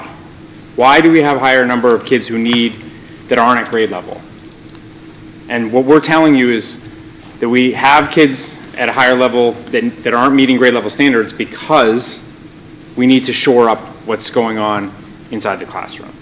So again, you have to look further upstream, and that's what we're trying to do, is look further upstream. You can't intervene your way out of this problem.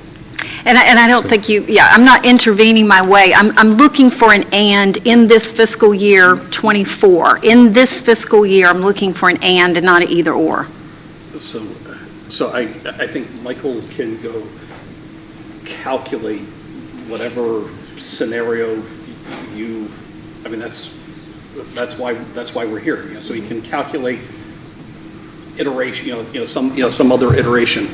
I want to warn us, and I think our auditors would warn us on the excess and deficiency piece. When the budget subcommittee started into this process of, okay, how do we get there?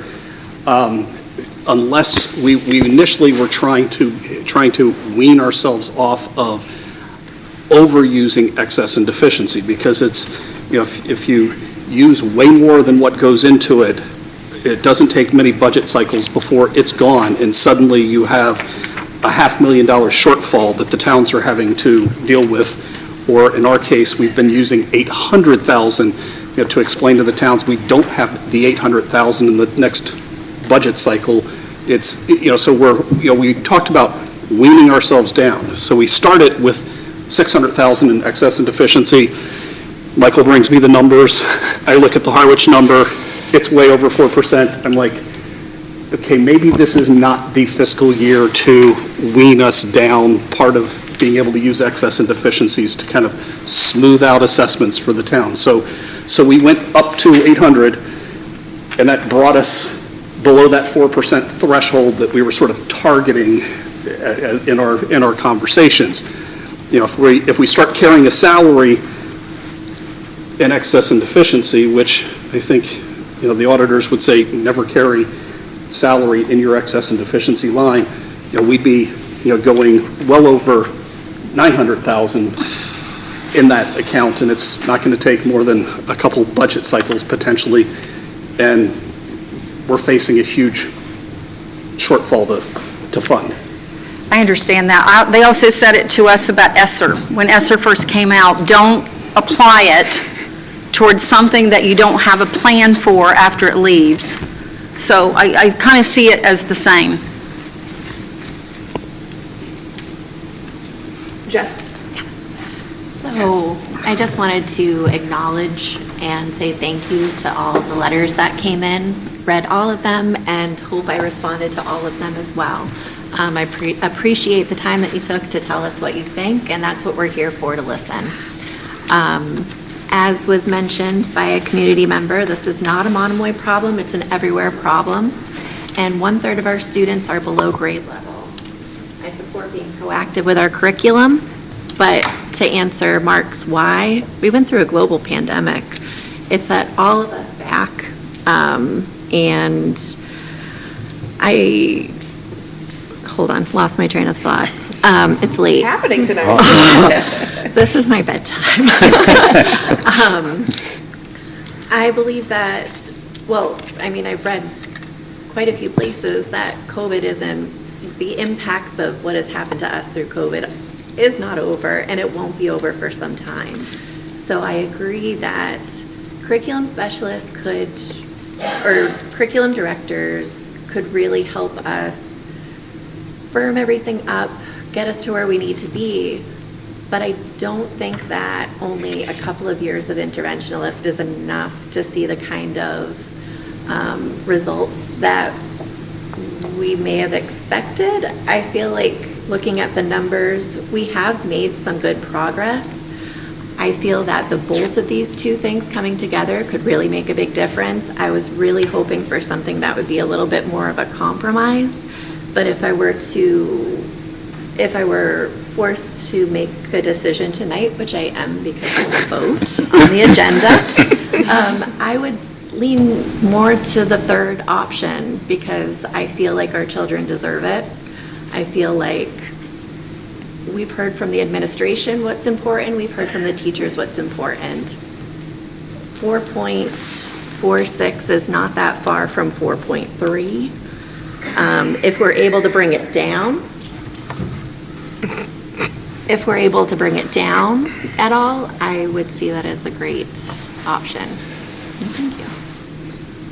Jess, I would just follow up on a couple things that you said, and I think if we took COVID out, the global pandemic out, we've had interventionists in the district the entire time. Our numbers weren't growing, weren't getting better, because the math curriculum specifically, our numbers weren't getting to where we wanted them to be pre-COVID.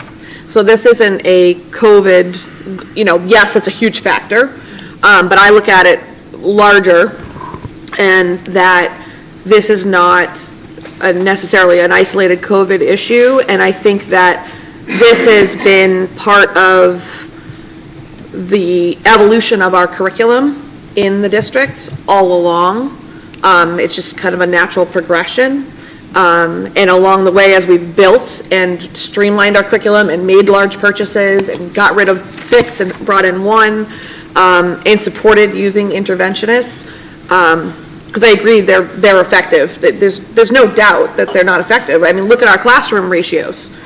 You know, a 30 or 25 to 1 is not as effective as a 15 to 1, but that's just math.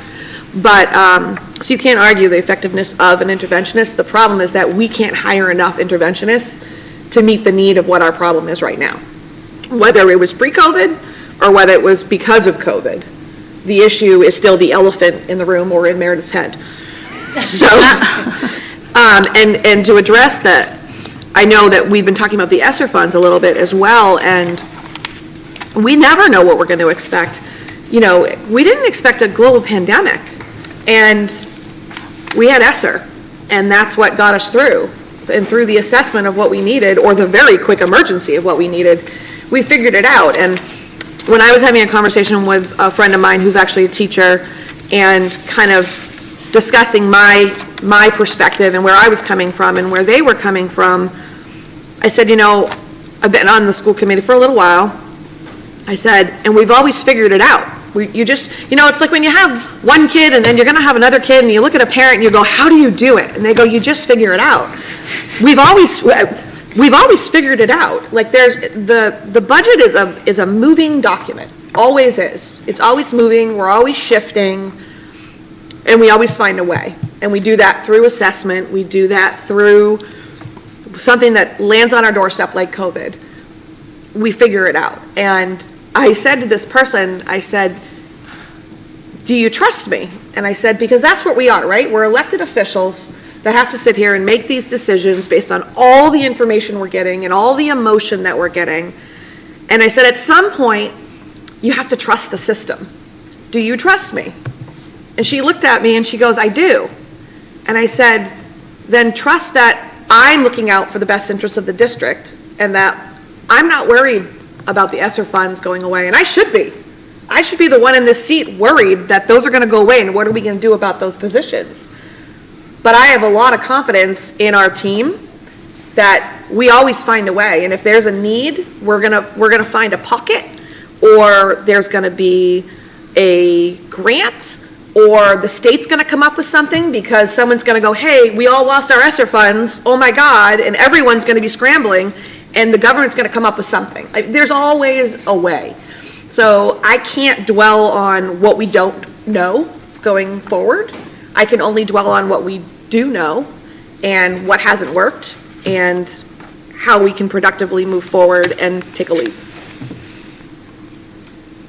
So you can talk now. Thank you very much. You know, just on that, I would say though that the positions that we're currently funded with ESSER, I mean, I think as Mark said, we will evaluate, you know, we'll do a needs assessment as we go into next year's budget. We'll see where we are. We'll see what the data tells us. But you know, right now, we still need those positions right now.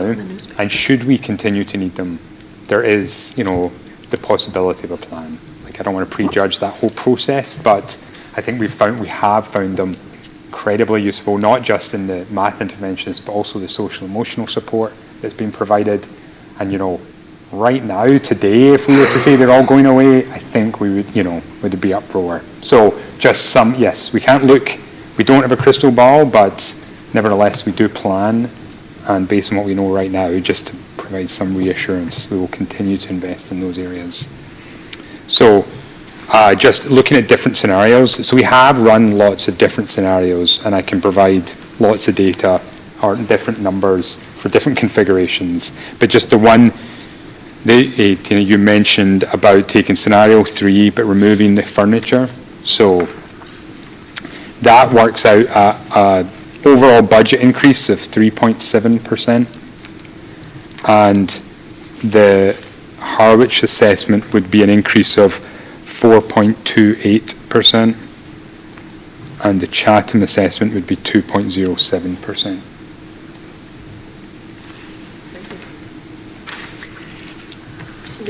So with that information, and I typically, gosh, it's a really interesting place for me to be this year because I'm always advocating to go closer to whatever, you know, with the financial piece for Harwich. But I'm just kind of wondering, and I don't know how many times we'll be back and forth, but at this moment, I'm kind of the mindset, 4.28% is just a little bit under that 4.3. So I'm just curious what might, if we go there, because something I heard, and again, I was listening audio, I didn't see slides, but I heard one of our select board members was really, she wasn't buying into the curriculum directors. But what she was buying into was the staffing, the teachers, all of the things on the unfunded list. So I'm just curious. I don't think it hurts anything to go with this. And if it gets kicked back, it gets kicked back. We sit, we toss some numbers around. But that is kind of where I'm sitting right now, because I feel like if I go for scenario 1, I've totally lost this other opportunity.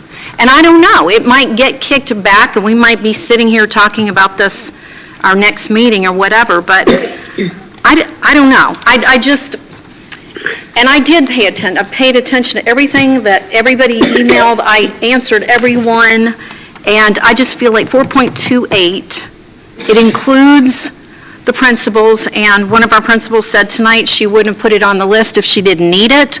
So that's kind of where I'm sitting. Mr. Russell? Just, Tina, and I can appreciate that. As someone here said, if we had all the money, we'd be saying yes to all of these scenarios, and another year would come by. When I saw this earlier this evening, and I looked as to what to me to be to the best move, and it's not the greatest move, but that's why I chose to argue the strength of scenario 1. One of the reasons is it says 3.16. I attended that meeting the other night, and it was up to 4.3. My sense of it, and it's just me, there was no way that I would want to return to the select board's meeting at 4.3 or anywhere near that number. And instead, we would have those folks dictating to us far more than they have up to this point as to what should be cut and what hasn't, including E&D. So the item, scenario 3, 3.7, I see that also as a number we'd have to then argue and come off of that.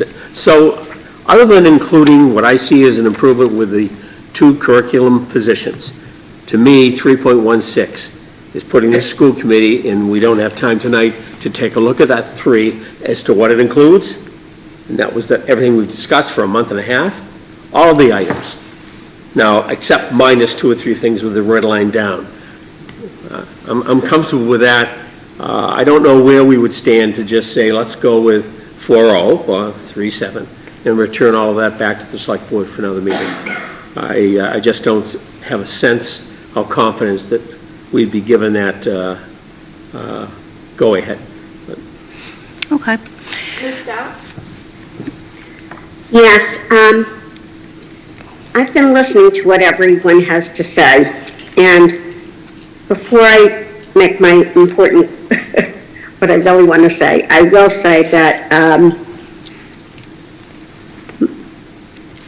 my biggest concern with the curriculum administrators, one is that it will remove the principals from being really knowledgeable of what's going on in the classrooms.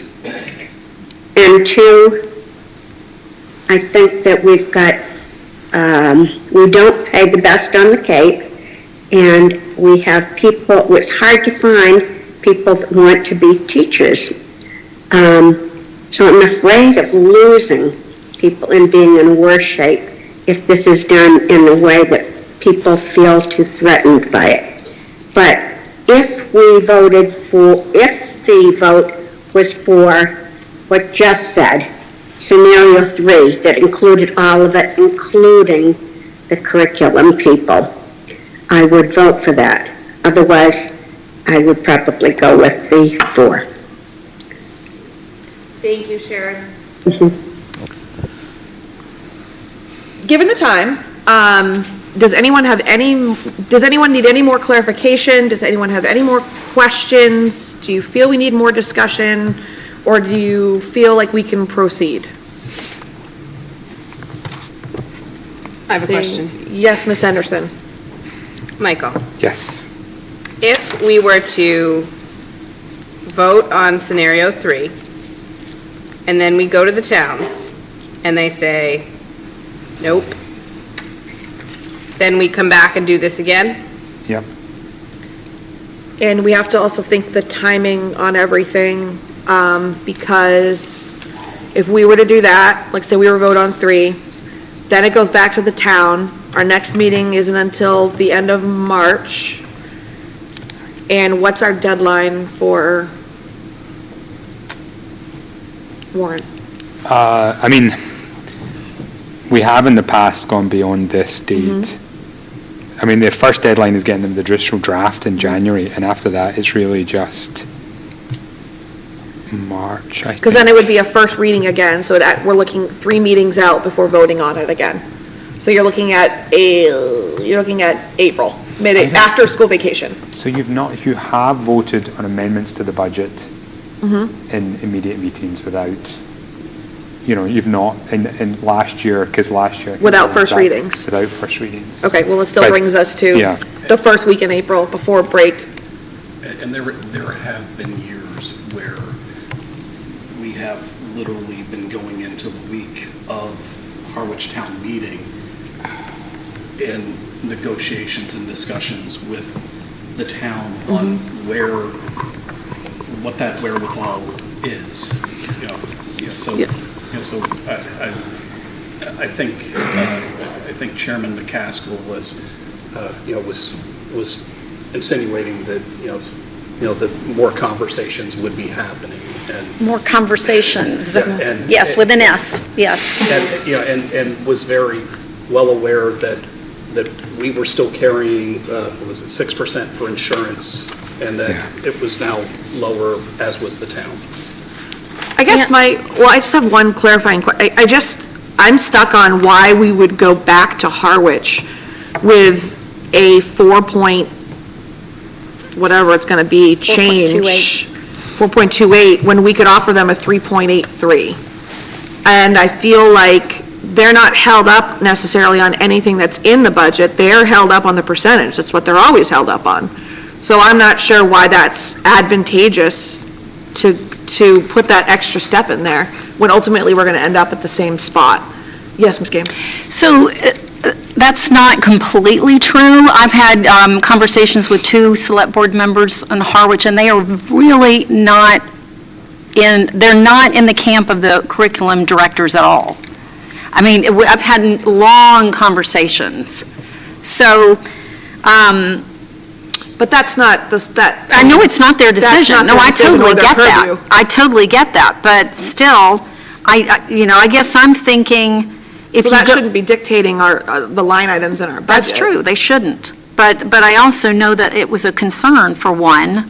So anybody can vote however they want to vote. It's just, for me, I'm just thinking, if we go there and present what we really want, or what I really want, I guess, maybe I'll speak for myself, based on what I've heard tonight and based on conversations I've had, and if they say, whoa, that's way too high, then that's fine. We come back, we figure it out.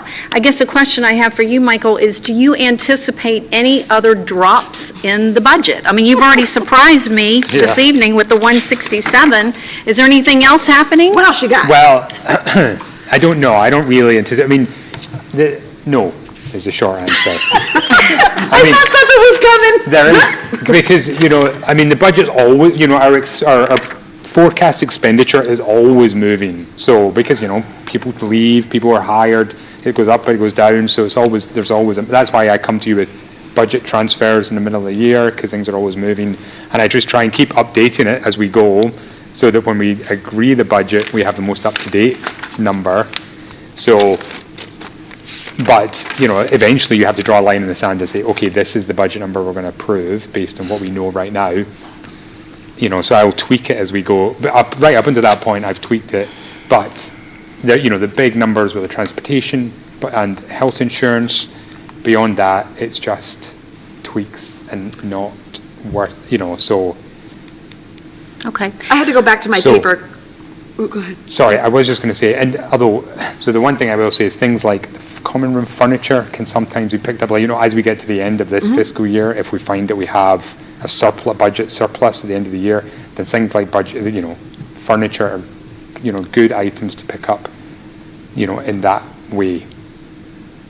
There was also one, this is sort of like the opposite side of that coin, where, we would love Michael to be able to pull rabbits out of the hat over the next few months. But one of the questions that came up at the table at the Harvard Selectmen is, what if, when the numbers are all resolved at the state level, if it's suddenly a less advantageous position? And I heard that. So I think there, as a town, at least some were foreshadowing, they're a little concerned, that the governor's numbers might be optimistic, and, but again, it's Right. early.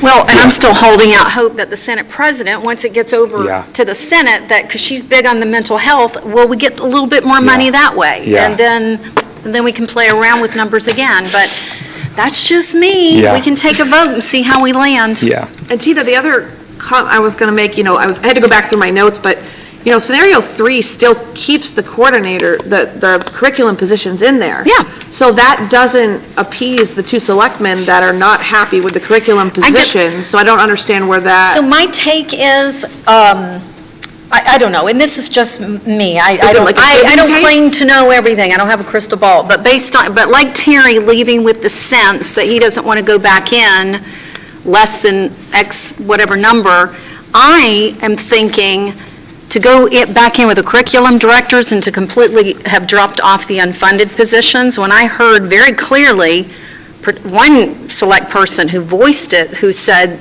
they saw the unfunded over this. They just couldn't quite process that. And you're right, it's not their job to make, I understand that, but it's, I don't know, to walk in there and to give our budget, and so, I don't know. That's just my got thought. it. And I think, and Scotty, I'm just going to make one comment, and then I see your hand Okay, as I'm well. No, you're fine. Yes, I think they look at unfunded positions, but it's not that we're cutting positions, it's positions that were requests, and we look at requests every year. We get lists of requests of things that everybody wants. If we could cut the furniture in Chatham Elementary School and get a FTE sped teacher in there, we would, but that's not enough money. There's not enough to pull to make that happen. And then I look at fiscal responsibility, and when you pull in that other FTE, it'd be great to have someone at every grade level. It'd be perfect, but that's not really an ideal situation. And I think the larger conversation we're having tonight is that we're saying that these positions aren't effective enough, or we don't have enough of them. So what is adding 1 or 2 going to do, except for making someone feel better that we've funded something that's a want, not a need? So I guess that's where I'm stuck with scenario 3, because we're keeping the coordinator positions in there, and then we're just funding something that's not necessary. Because it's kind of conflicting, because you're hiring the coordinators, but at the same time, you're going, but we're also going to add another interventionist or whatever it's going to be. But we're also having the conversation that they're effective, but it just seems like we're appeasing. It seems like we're going, we'll still do this, but then we'll give you these 2 or 3 positions you guys were concerned about. But that doesn't seem responsible to me, in my opinion, to me, that we would just add those in just to make them feel better about themselves. I don't know. Scotty? Well, the benefit of being new welcome, is also being stupid. No. And I worry about what happens when I'm not new, anyway. You forget things like we do. I'll do that already. So, listening to all of this and being part of, as I said before, this is all in my DNA, having spent 40 years at this. What is the problem? Ask for what we want for our kids, for our schools. To be honest with you, I vote for selectmen, other selectmen, guess what? They're not running the schools. We've been elected to do what is in the best interest of our school. Listening to the high school principal, she needs more help. Those kids need more help. You've knocked it out of the park, the 2 elementary principals. You couldn't want better results. What do they have? They have a comprehensive reading curriculum with coaching and all the bells and whistles. They have exactly that. What don't we have? We don't have a comprehensive math curriculum, and you're making it out of whole cloth because that's what teachers do. So I'm telling you, go for the gold and put it on the finance committees. If they don't want to do it, we're not the bad guys. We're the good guys. We're the guys who are listening to what administrators need, what the leaders need, what the teachers need. I mean, you got to be brave. Are they going to be mad at us? Not give us our beach stickers? Oh, yeah. I mean, really. You haven't been to a Howard Selectmen's meeting yet, have you, Scotty? No, I've been to plenty of hard meetings, and you know why they're hard? Because people aren't brave. I mean, come on. This is what it's about. We have the opportunity to make a huge difference for our kids. Why are so many kids failing at the high school? Doesn't that make your hair stand on fire? I mean, we need to help these kids. We need to help this principal. We need to help this curriculum director, and we need to say to the teachers, guess what? Don't be afraid. We're not after you. We want to support you. Isn't that my job? I remember working with the superintendent. I was a parent, so I had a very different hat on. And it was a small town on the South Shore. And you know what he said to me? He said, we have two things in this town, trees and kids. And what do we have in these towns? Ocean and hopefully kids. Because if we're not stepping up, none of us are going to be sitting around here, and all that great real estate is going to be, I tell my husband all the time, we live in the biggest assisted living place ever. Is that what we want? We need dynamic communities, and you're going to see that. That's going to put our money where our mouth is. It's about families. It's about kids. It's about doing what's right for all these. I can't believe that the principal at the elementary school is answering the phone. That's ridiculous. When I was a principal, the one thing I decided, I would never learn how to transfer a phone call. Because once you know how to do it, you own it. I mean, no wonder, I mean, come on. That's all I have to say. All right. Good job, Scott. I say it's all or nothing. Yes. Michael, do you have anything else? You No. don't have to, it's okay. No. I'm ready for bed, so we can move on. I'll look for a motion.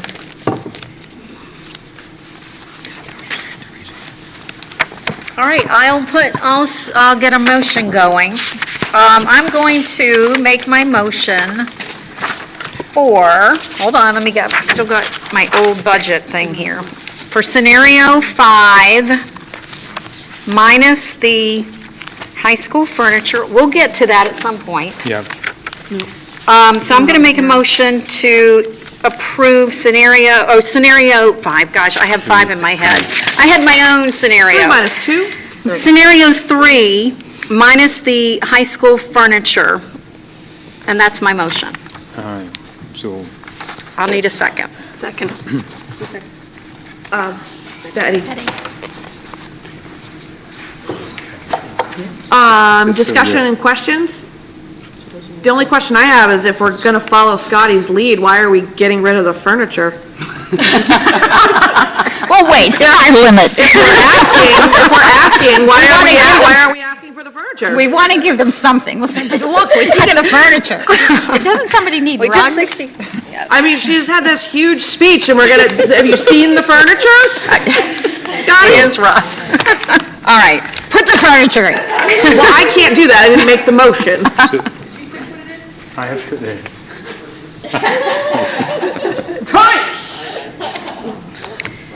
So we have a motion of the scenario 3, less the furniture at the high school, which I don't agree with. Betty seconded it. We'll do a roll call vote, unless there's any other questions. Sorry. Do you have a question? Well, just a statement. Those are the actual figures up on the screen. Oh, great, thank you. So the updated figures are the, Yeah. okay. Ms. Henderson? Do we need to have the motion include the figures? Well, yes, I think you do.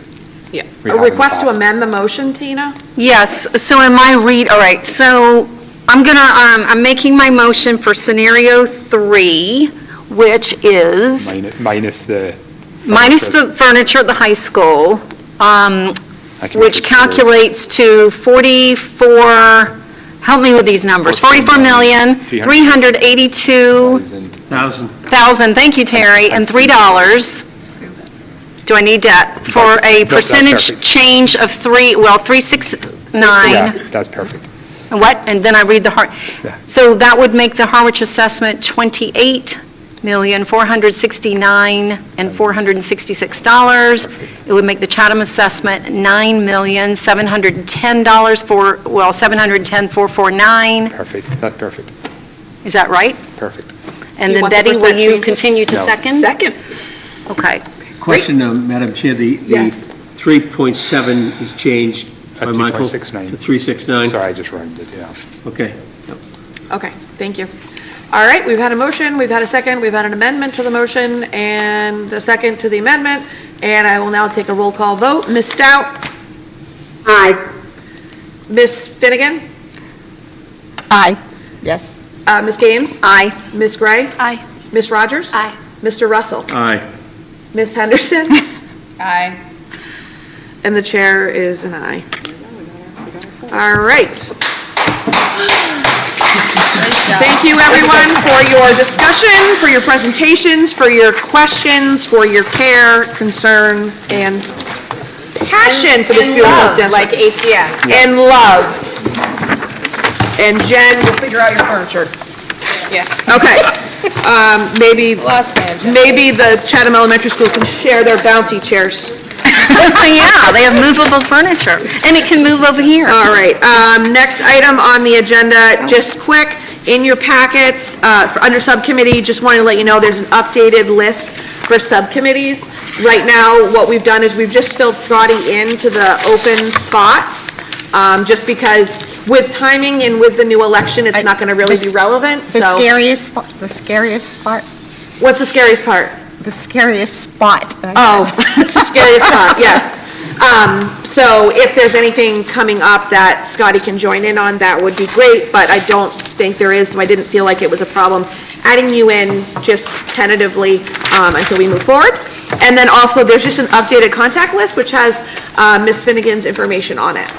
So if anyone wants to put that into their phones. And we have superintendent's reports. I'll be quick. I just want to thank Cape Cod 5, which recently announced their latest round of mini grants. 16 Monomoy educators received funding for their special projects.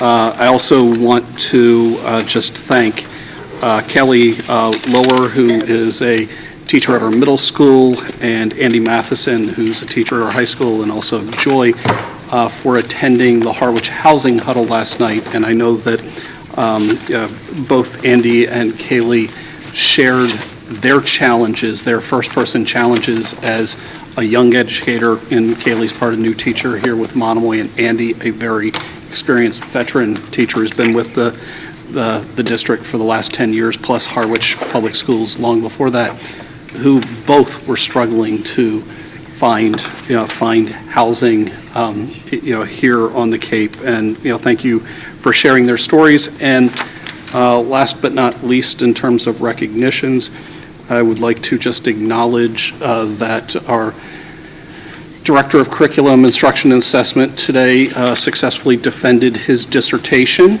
So congratulations, Mark.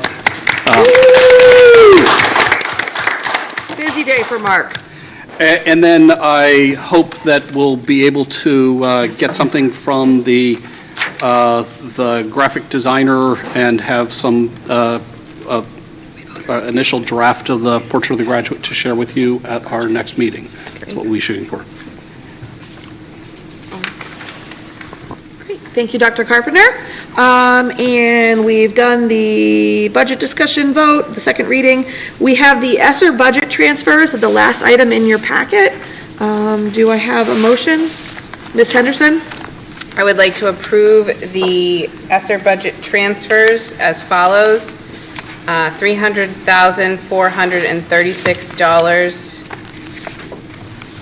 for facilities and equipment, $134,432 for health services, $1,233,173 for instruction, and $657,904 for social emotional learning and mental health. And a second? I would second that. Okay, and a roll call vote, Ms. Stout? Aye. Ms. Finnegan? Aye. Ms. Gaines? Aye. Ms. Gray? Aye. Ms. Rogers? Aye. Mr. Russell? Aye. Ms. Henderson? Aye. And the chair is an aye. And we have the executive session Unit A contract language. Do I have a motion? Ms. Henderson? I would like to move to approve the recommendation from the Evaluation Process Review Committee discussed in executive session on February 16th and March 9th. And a second? Second. Second by Ms. Gaines. And roll call, Ms. Stout? I have to abstain. Abstain, thank you. Ms. Finnegan? Aye. Ms. Gaines? Aye. Ms. Gray? Aye. Ms. Rogers? Aye. Mr. Russell? Aye. Ms. Henderson? Aye. And the chair is an aye. I always emphasize Mr. Russell because I've called him a Mrs. before. We've had the presentation of the warrants, and I welcome a motion to adjourn. So moved. And a second? Second. And roll call out, Ms. Stout? Aye. Ms. Finnegan? Aye. Ms. Gaines? Aye. Ms. Gray? Aye. Ms. Rogers? Aye. Mr. Russell? Aye. Ms. Henderson? Aye. And the chair is an aye. We will